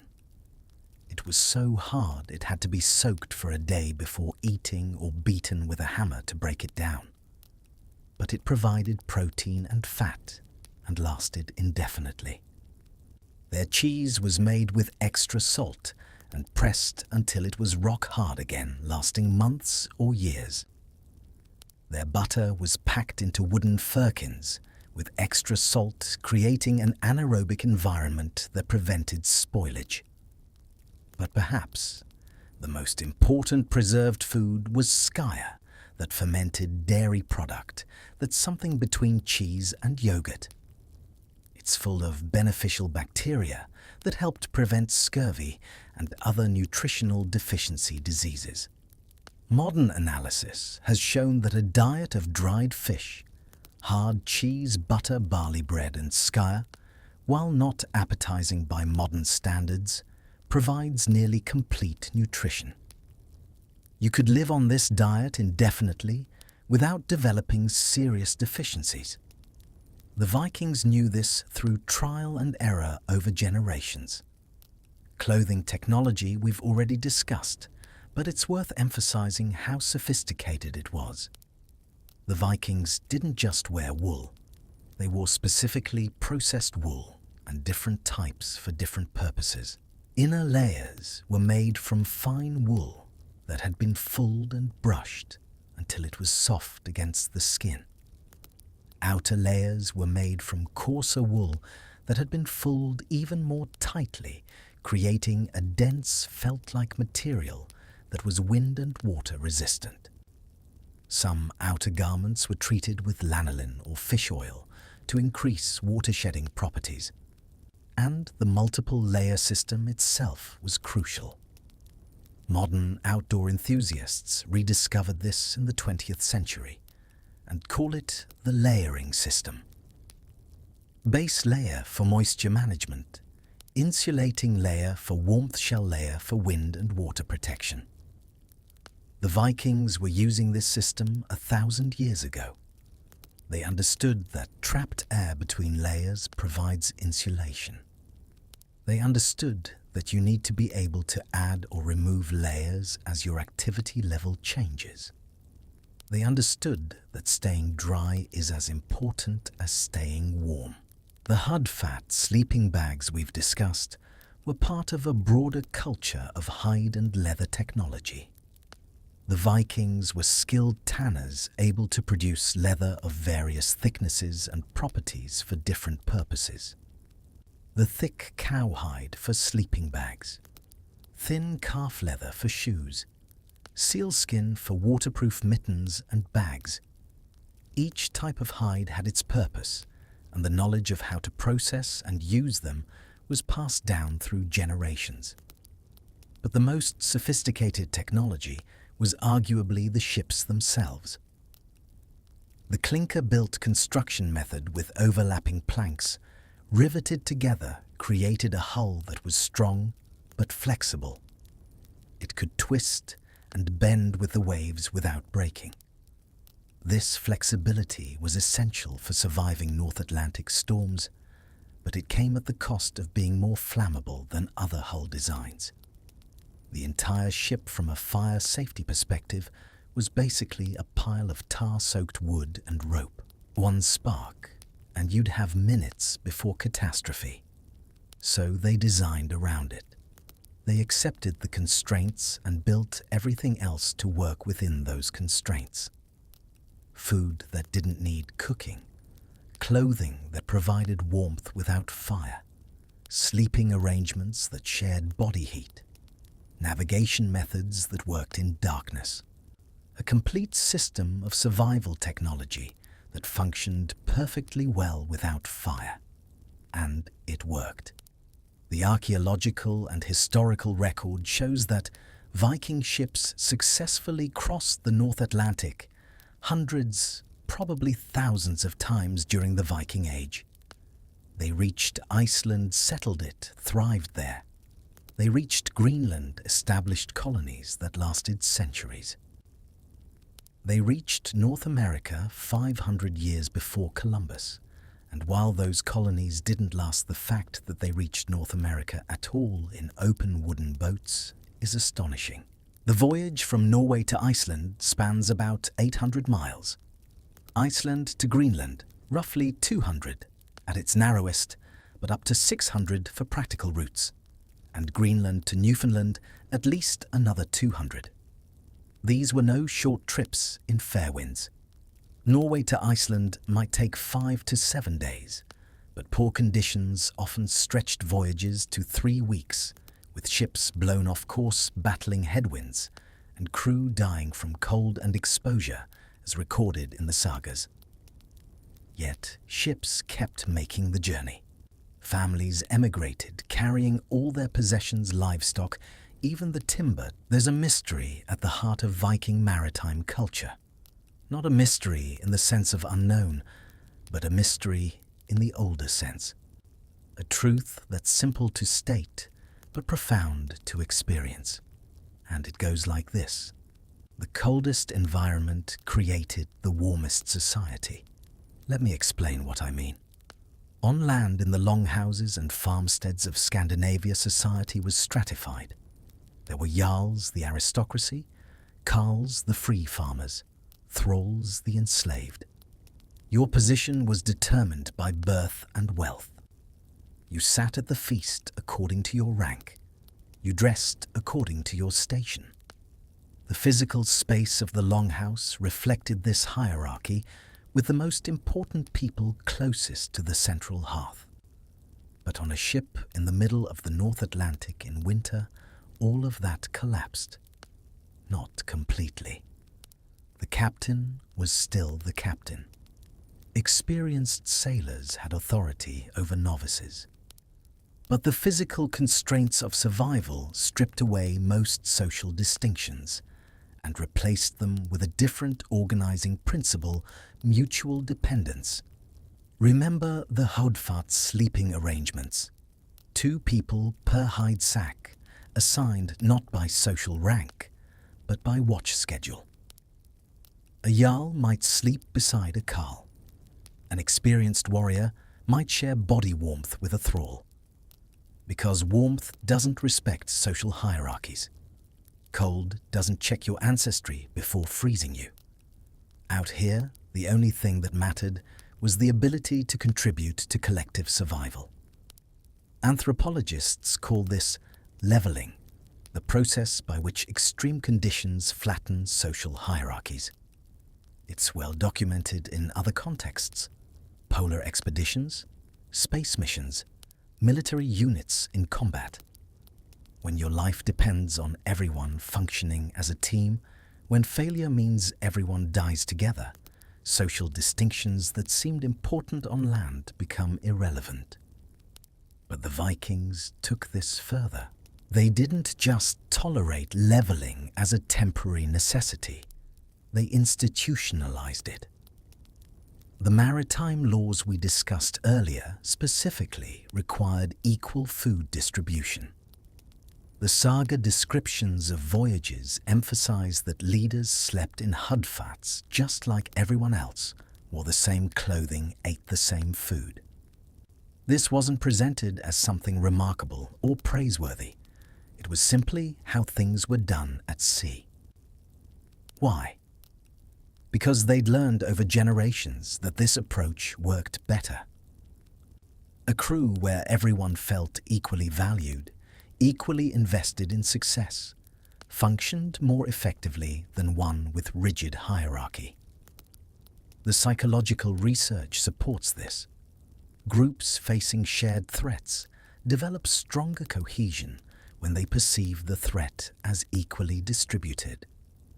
If some members have privileges that protect them from danger, resentment builds. But when everyone is genuinely in the same boat, literally and figuratively, trust develops. And trust in that environment was more valuable than gold. You need to trust that your watch partner won't fall asleep and let the ship run into ice. You need to trust that your sleeping partner will share their warmth without reservation. You need to trust that the crew member bailing will do it thoroughly, even though it's miserable work. You need to trust that the person handling the sail lines won't panic when a gust hits. Any break in that trust, any sense that someone is shirking or holding back, and the entire system starts to fail. Vikings forged trust through shared suffering. Everyone endured, equally contributed, equally lived or died together. In that equality, amid extreme hardship, bonds formed stronger than family ties. The sagas tell of men who became lifelong friends after a winter voyage bound by the shipmate bond, a commitment beyond ordinary friendship. If a former shipmate needed help, you gave it without question. If they called you to fight, you stood. They'd shared the darkness with you, offered warmth when you froze, pulled their weight when quitting seemed easier. This bond shaped Viking society profoundly. Many key alliances, marriages, business partnerships, political ties originated on ships which served as floating schools, teaching young people seamanship alongside social skills, teamwork, enduring discomfort, silently pursuing group success despite exhaustion. Women were integral too, often overlooked in popular tales, but evident in archaeology and texts. They sailed as full crew members, not passengers mending clothes, taking watches, handling lines, rowing. Settlement voyages demanded whole families and skills. Women's work was essential, and they endured the same cold and dangers with no allowances. This creates a very different social dynamic than the one that existed on land. On land, women's work and men's work were often separate. Women managed the household, men managed the farm or workshop.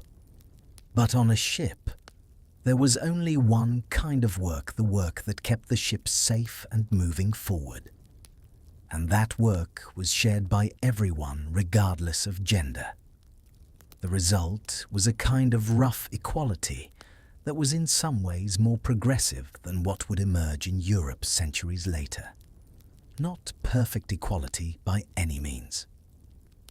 There were still gender roles, still expectations and limitations, but women who'd proved themselves at sea had status. They were respected. Their opinions on maritime matters carried weight. This social structure had practical benefits. A mixed gender crew was more stable psychologically. The presence of women had a calming effect, made the environment less prone to the kind of aggressive posturing that can develop in all-male groups under stress. And families traveling together had more motivation to succeed. You're more likely to endure hardship when your children are watching, when you're setting an example. But there's something deeper here, something that goes to the heart of what made Viking maritime culture work.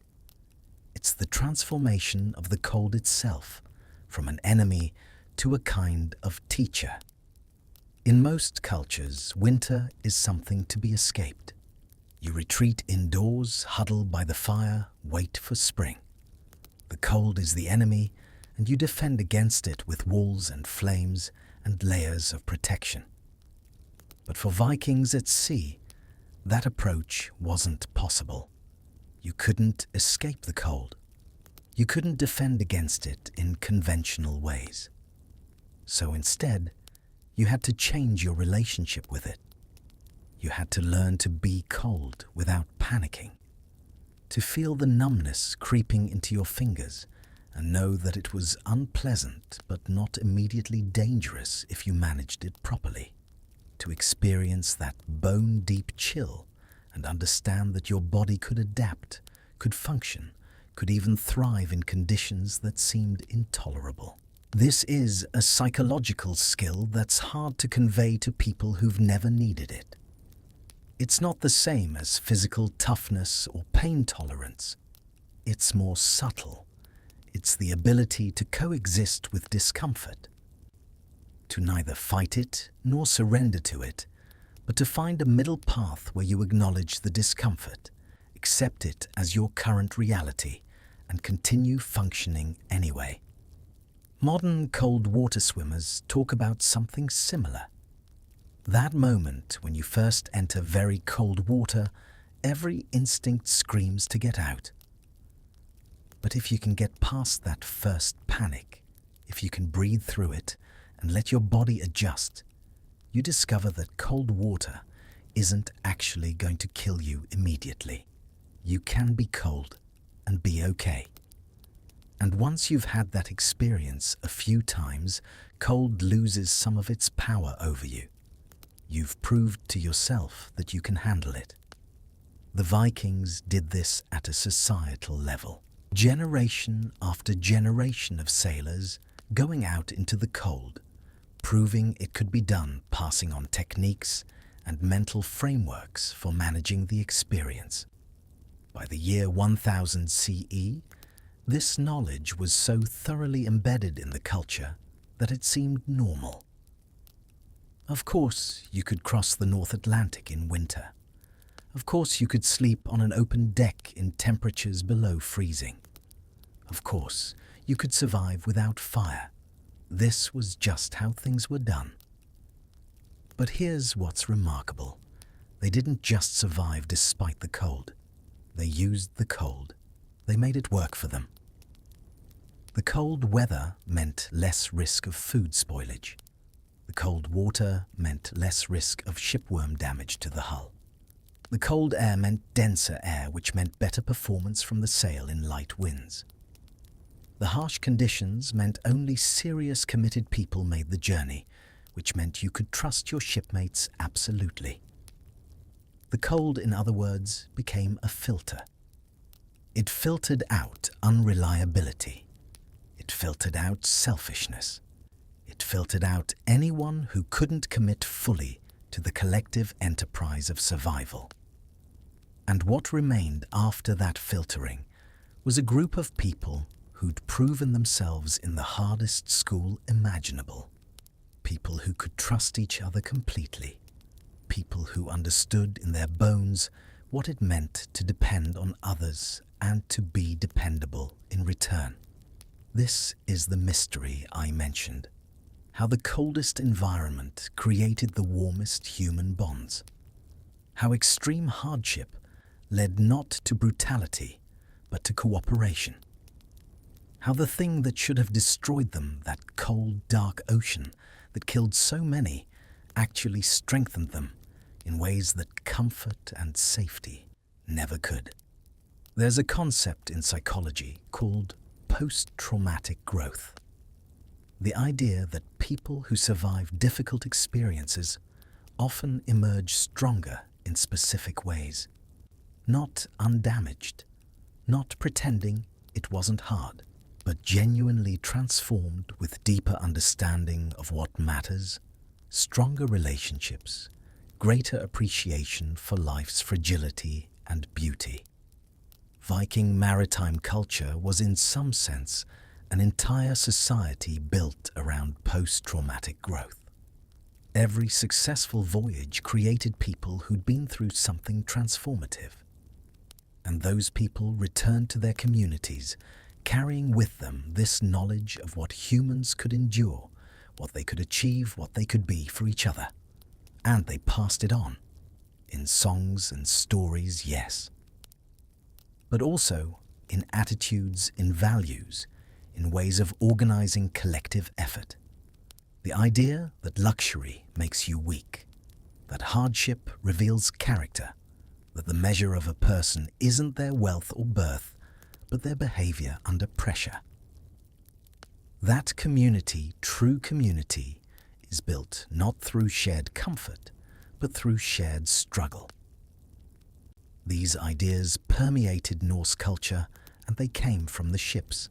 From those cold nights on the North Atlantic, from sleeping in hudfats and eating cold fish, and standing watch in the darkness, trusting your life to people who'd proved they deserved that trust. This is the deeper truth about Viking survival technology. It wasn't just about technical solutions to physical problems. It was about using those physical problems to create a certain kind of society. A society where interdependence was obvious and unavoidable. Where no one could pretend to be self-sufficient because everyone could see that survival required community. Where the social bonds were forged in cold and darkness and were therefore unbreakable. Modern society has largely moved away from this model. We've created comfort, security, independence. And these are good things. I'm not romanticizing hardship or suggesting we should all go sleep on open boats in winter. But we've also lost something. We've lost that immediate, visceral understanding of interdependence. We've lost the opportunity to prove ourselves and bond with others through shared difficulty. We've lost some of the psychological benefits that come from voluntarily embracing hardship with others. The Vikings didn't choose hardship for its own sake. They weren't masochists.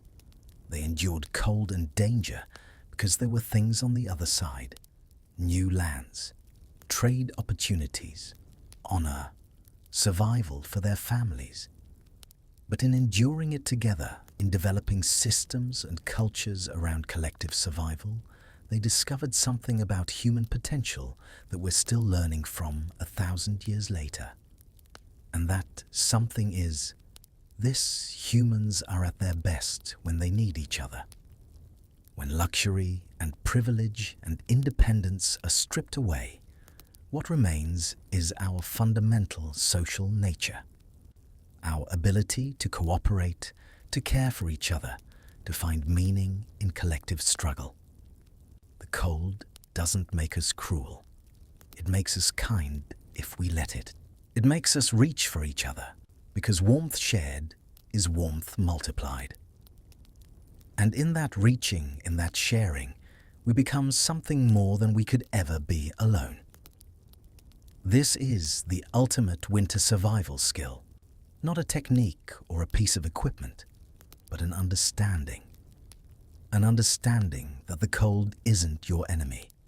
Isolation is your enemy. And as long as you have others beside you, as long as you share what you have, as long as you trust and are trustworthy, you can survive anything. Even the North Atlantic in winter, even the darkness, even the cold that goes deeper than bone. Let's return now to the ship. To that specific night, the one we've been experiencing together. The watch has changed. The new crew has taken their positions. And in the sleeping area, the off-watch crew has settled into their hudfats, paired off according to the watch rotation, seeking that precious shared warmth we've talked about. Let me sharpen the picture, show you how this worked. Not by chance, but as a living system. At any moment, about 30 people slept aboard the ship, paired into 15 hudfats arranged along the center line. Their placement was deliberate. The largest, strongest crew lay toward the edges where spray and wind cut deepest. Their greater mass produced more heat. They could afford to lose some. Smaller bodies, women and younger men, were sheltered nearer the center, paired with partners carefully chosen to balance warmth and space. The ship's master knew everyone's build habits and endurance. These pairings were assigned, not guessed. Heat was only part of the logic. Restless sleepers were matched with steady ones. Snorers placed away from the light sleeping. Those who rose often in the night were given positions that allowed quiet exits. By modern standards, this might seem intrusive. At sea, it was essential. Bad sleep weakened the crew. Friction bred danger. So sleeping order was treated like rigging or watch corps survival infrastructure. And within it, there was care. Attention to individual needs inside a shared constraint. Not brutality, but quiet consideration. Almost tenderness. Sleeping partners grew intimately familiar. Breathing rhythms, shifts in the dark, the silent coordination needed to preserve warmth. Awkwardness faded quickly. There was no room for it. You needed their heat. They needed yours. The exchange built trust, not discomfort. Sometimes these partnerships deepened. The sagas rarely say it outright, but bonds formed. Marriages followed voyages born from nights spent surviving together. It was seen as practical, even wise. If two people could endure winter at sea, sharing space and warmth, they could endure life together. Most pairings, though, remained purely functional. Warmth shared like rations or watch duty, necessary unquestioned. And in that simplicity, there was dignity, the understanding that survival often means setting aside preference and choosing what keeps everyone alive. The sleeping arrangement also created a rhythm to the night. Every 4 hours when the watch changed, there was a quiet stirring in the sleeping area. People waking, climbing out of hudfats, preparing to take their turn on deck. Others coming off watch, cold and tired, slipping into the warm spaces they'd vacated. This rotation continued throughout the night, a gentle tide of bodies in and out, maintaining a constant level of warmth in the hudfats. If you were deeply asleep, you might not even wake when your sleeping partner left. You'd feel the cold rush in the absence of their body heat, but before it could chill you completely, their replacement would arrive. A different person, but performing the same function, providing warmth, sharing yours, and you'd drift back to sleep, barely conscious of the exchange. This fluidity of partnerships, this willingness to share warmth with whoever needed it, speaks to something fundamental about Viking maritime culture. They'd separated the idea of warmth from ideas of intimacy or ownership. Warmth was a resource to be shared like food or water. You didn't hoard it. You didn't make it conditional. You gave it freely, because tomorrow you might be the one who needed it given freely to you. There's a word in Old Norse halif that means both shelter and protection, but it also carries connotations of giving and receiving care. And that's what the sleeping arrangements represented. Mutual shelter, mutual protection. Not against an enemy you could fight, but against a force that would kill you if you faced it alone. The cold. And the remarkable thing is, it worked. Even in temperatures that should have caused fatal hypothermia, even with wet clothing and inadequate nutrition by modern standards, even with the constant stress of rough seas and danger, people survived. They woke in the morning stiff and uncomfortable, but alive. They functioned through another day of sailing.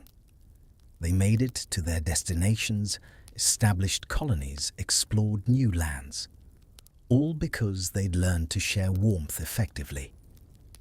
Modern wilderness survival instructors teach similar techniques now. If someone is hypothermic, you put them in a sleeping bag with another warm person.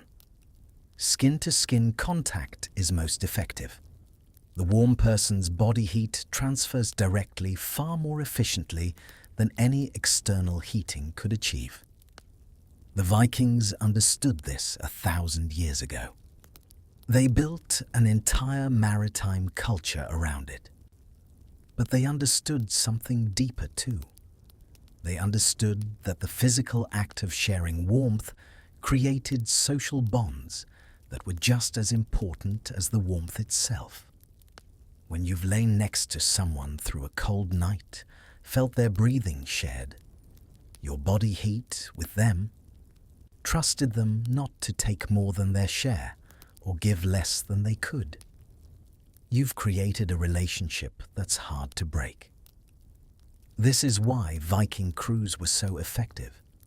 Not just because they had good ships or brave warriors, though they had both, but because they'd created social technology that bound them together more effectively than any oath or contract.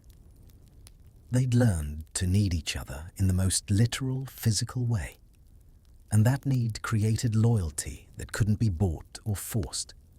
It could only be earned night after night, warmth shared in darkness, trust given and returned. The sleeping order, then, wasn't just about staying warm. It was about maintaining the social fabric that made everything else possible. It was about reinforcing every single night that survival was a collective enterprise, that no one made it alone, that the only way through was together. And as you lie there in your hudfat, feeling the weight of the hide covering you, the warmth of your sleeping partner beside you, the gentle rock of the ship beneath you, this truth becomes something you know in your body, not just your mind. You're not an individual struggling against nature. You're part of a system, a living, breathing system where everyone's warmth contributes to everyone else's survival, where giving and receiving are the same act, where trust isn't abstract but physical, felt in the circulation of heat from body to body, heart to heart. This is social warmth, not just a metaphor, but real measurable heat shared between people. Yet it transcends physics proof that the Vikings uncovered something profound. Cold exposes warmth. Hardship reveals bonds. The harshest conditions often summon our best selves, the capacity for cooperation, care, and kindness that lies dormant in comfort but flourishes in adversity.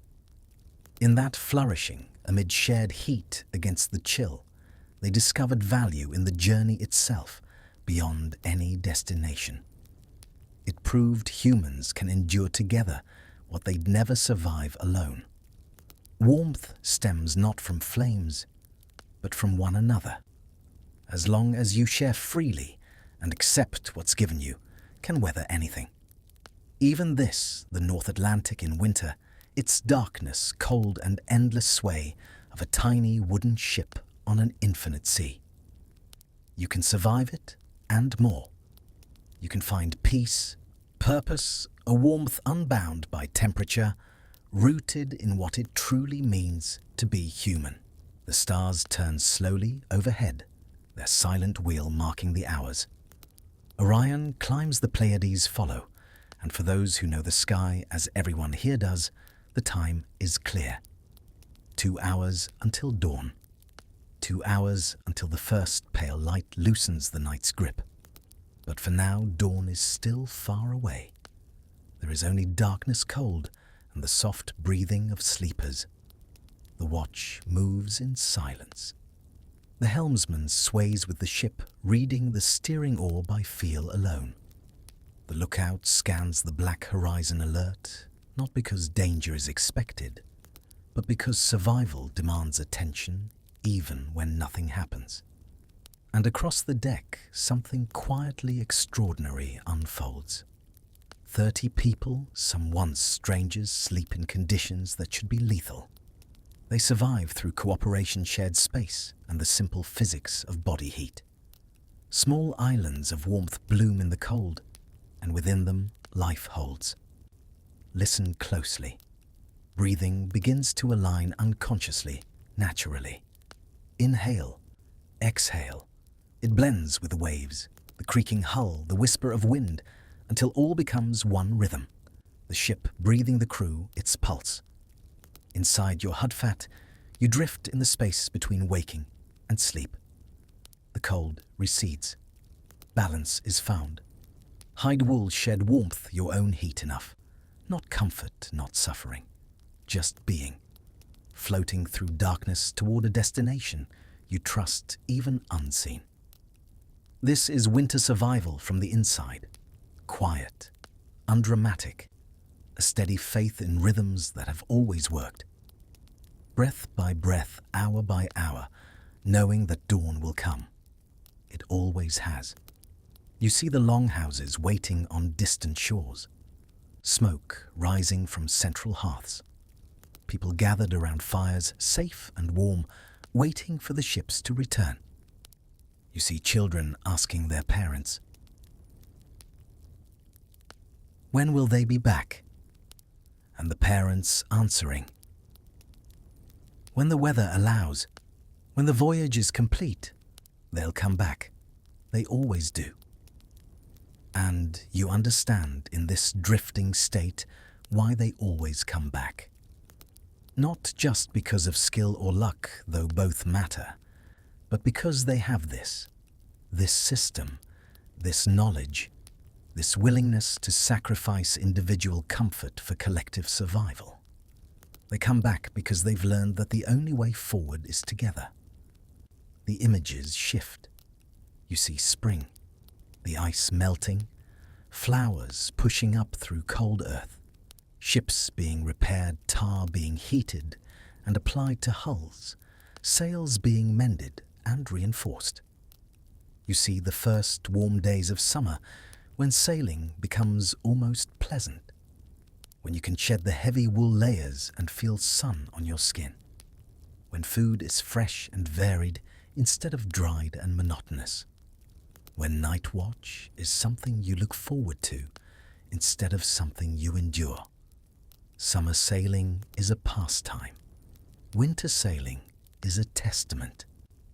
While others were held captive by the hearth, the Vikings chose the biting cold, trading the comfort of fire for a radical survival born of cooperation. This was not merely endurance, it was a transformation. By organizing life around shared warmth and mutual dependence, they forged a culture of equality that transcended the sea, shaping a legacy that still echoes a millennium later. As you drift towards sleep in your hide, you become a link in this ancient chain. Your warmth shared with a companion is the same heat that has defied the Atlantic for generations. You are never alone. You are cradled by the ocean's rhythmic breath, rocked like a child by a giant liquid hand. In this blurring of body and ship, sea and sky, you find the Vikings' true strength, the quiet acceptance of the impossible. While history books will focus on the glory of landfall, the true victory happens here in the dark. Survival is not found in the drama of the storm, but in the simple thermodynamics of human kindness. Wrapped in wool and trust, you descend into a deep, restorative rest. Around you, the crew breathes as one, a silent vigil maintained, not by adrenaline, but by the disciplined heartbeat of a people who found peace in the coldest reaches of the world. This is the moment. The moment when a ship full of people who should be dying from cold instead rests peacefully. The moment when human ingenuity and cooperation triumph over physics. The moment when warmth comes not from combustion, but from connection. The moment when everything the Vikings learned about winter survival proves itself once again. And tomorrow, when dawn breaks and the routine begins, anew, this moment will be forgotten. It will seem unimportant compared to the work of sailing, navigating, surviving another day. But it will be there in the crew's strength, in their ability to function in the bonds of trust that make them work together seamlessly. It will be there in every rope pulled and every oar stroked and every decision made collectively for the good of all. This is the secret, the final mystery. Winter survival skill isn't about techniques or equipment, though those matter. It's about this, about learning to sleep without fire, about learning to share warmth freely, about learning that humans are strongest, not when they conquer nature, but when they cooperate with each other within nature's constraints. The Vikings understood this. They built a maritime culture around it. And that culture, that understanding, let them achieve things that seemed impossible. Let them cross oceans in open boats. Let them survive winters that would have killed them individually, but couldn't kill them collectively. Let them create something that has echoed through history, to fall asleep, to a testament to what humans can achieve when they trust each other completely and share what they have without reservation. That cold reveals warmth. That darkness reveals light. That hardship reveals our best selves if we let it. And that we're never truly alone as long as we're willing to share what we have and receive what's shared with us. Sleep now. Rest. Dream of warm shores and spring sun and the faces of people you love. But know even in your dreams that you carry something precious. The knowledge that you survived this, that you endured together, that you found warmth in the coldest place, that you are in the deepest sense invincible. Not because you can't be hurt or killed, but because you know how to survive. Together, always together. The stars wheel on, the ocean breathes, the ship rocks gently, and you sleep peacefully in the middle of the North Atlantic in winter, with no fire, no shelter, nothing but other humans, and the warmth you share keeping the cold at bay. You sleep, and it's enough. It's always been enough. It always will be. And so, the night passes. And so, the voyage continues. And so, the Vikings, those master engineers of the cold, proved once again that fire isn't necessary. That warmth can come from other sources. That survival is a collective achievement, not an individual one. We've journeyed together tonight across that dark ocean, felt that impossible cold, understood those remarkable solutions. And perhaps, as you lie in your own warm bed, in your own safe home with heating that comes at the touch of a button, you can appreciate what they achieved in a new way. Not just as historical fact, but as human truth. They didn't conquer the cold. They learned to live with it. They didn't defeat nature. They adapted to work within its rules. They didn't survive through strength alone. They survived through cooperation, through sharing, through recognizing that warmth multiplied is warmth magnified. These aren't just lessons about the past. They're lessons for now, for us. For anyone who faces difficulty and wonders how to get through it. The answer the Vikings found still works. Don't face it alone. Find others. Share what you have. Trust that when you give freely, it will be given back.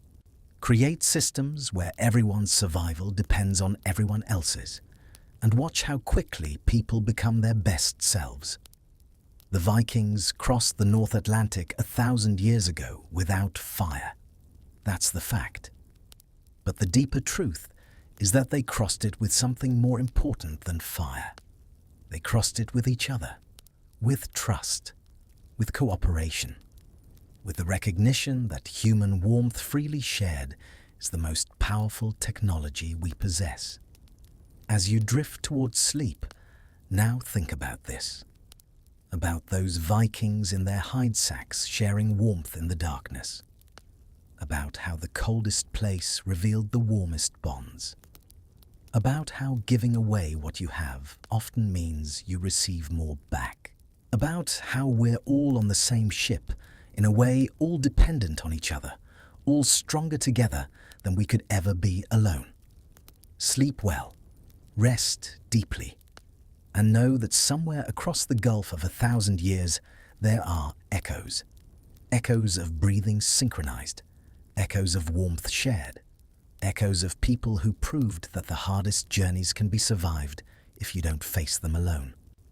Those echoes reach us, they remind us, they teach us, and if we listen carefully, they show us that the lessons of winter survival aren't just historical curiosities. They're wisdom we still need, perhaps need more than ever. Good night. Thank you for listening. Thank you for being here. And remember, when the world feels cold, when the darkness seems too deep, when you wonder how you'll make it through, remember the Vikings on their ships. Remember that they found warmth not from fire, but from each other. Remember that you don't have to do this alone. None of us do.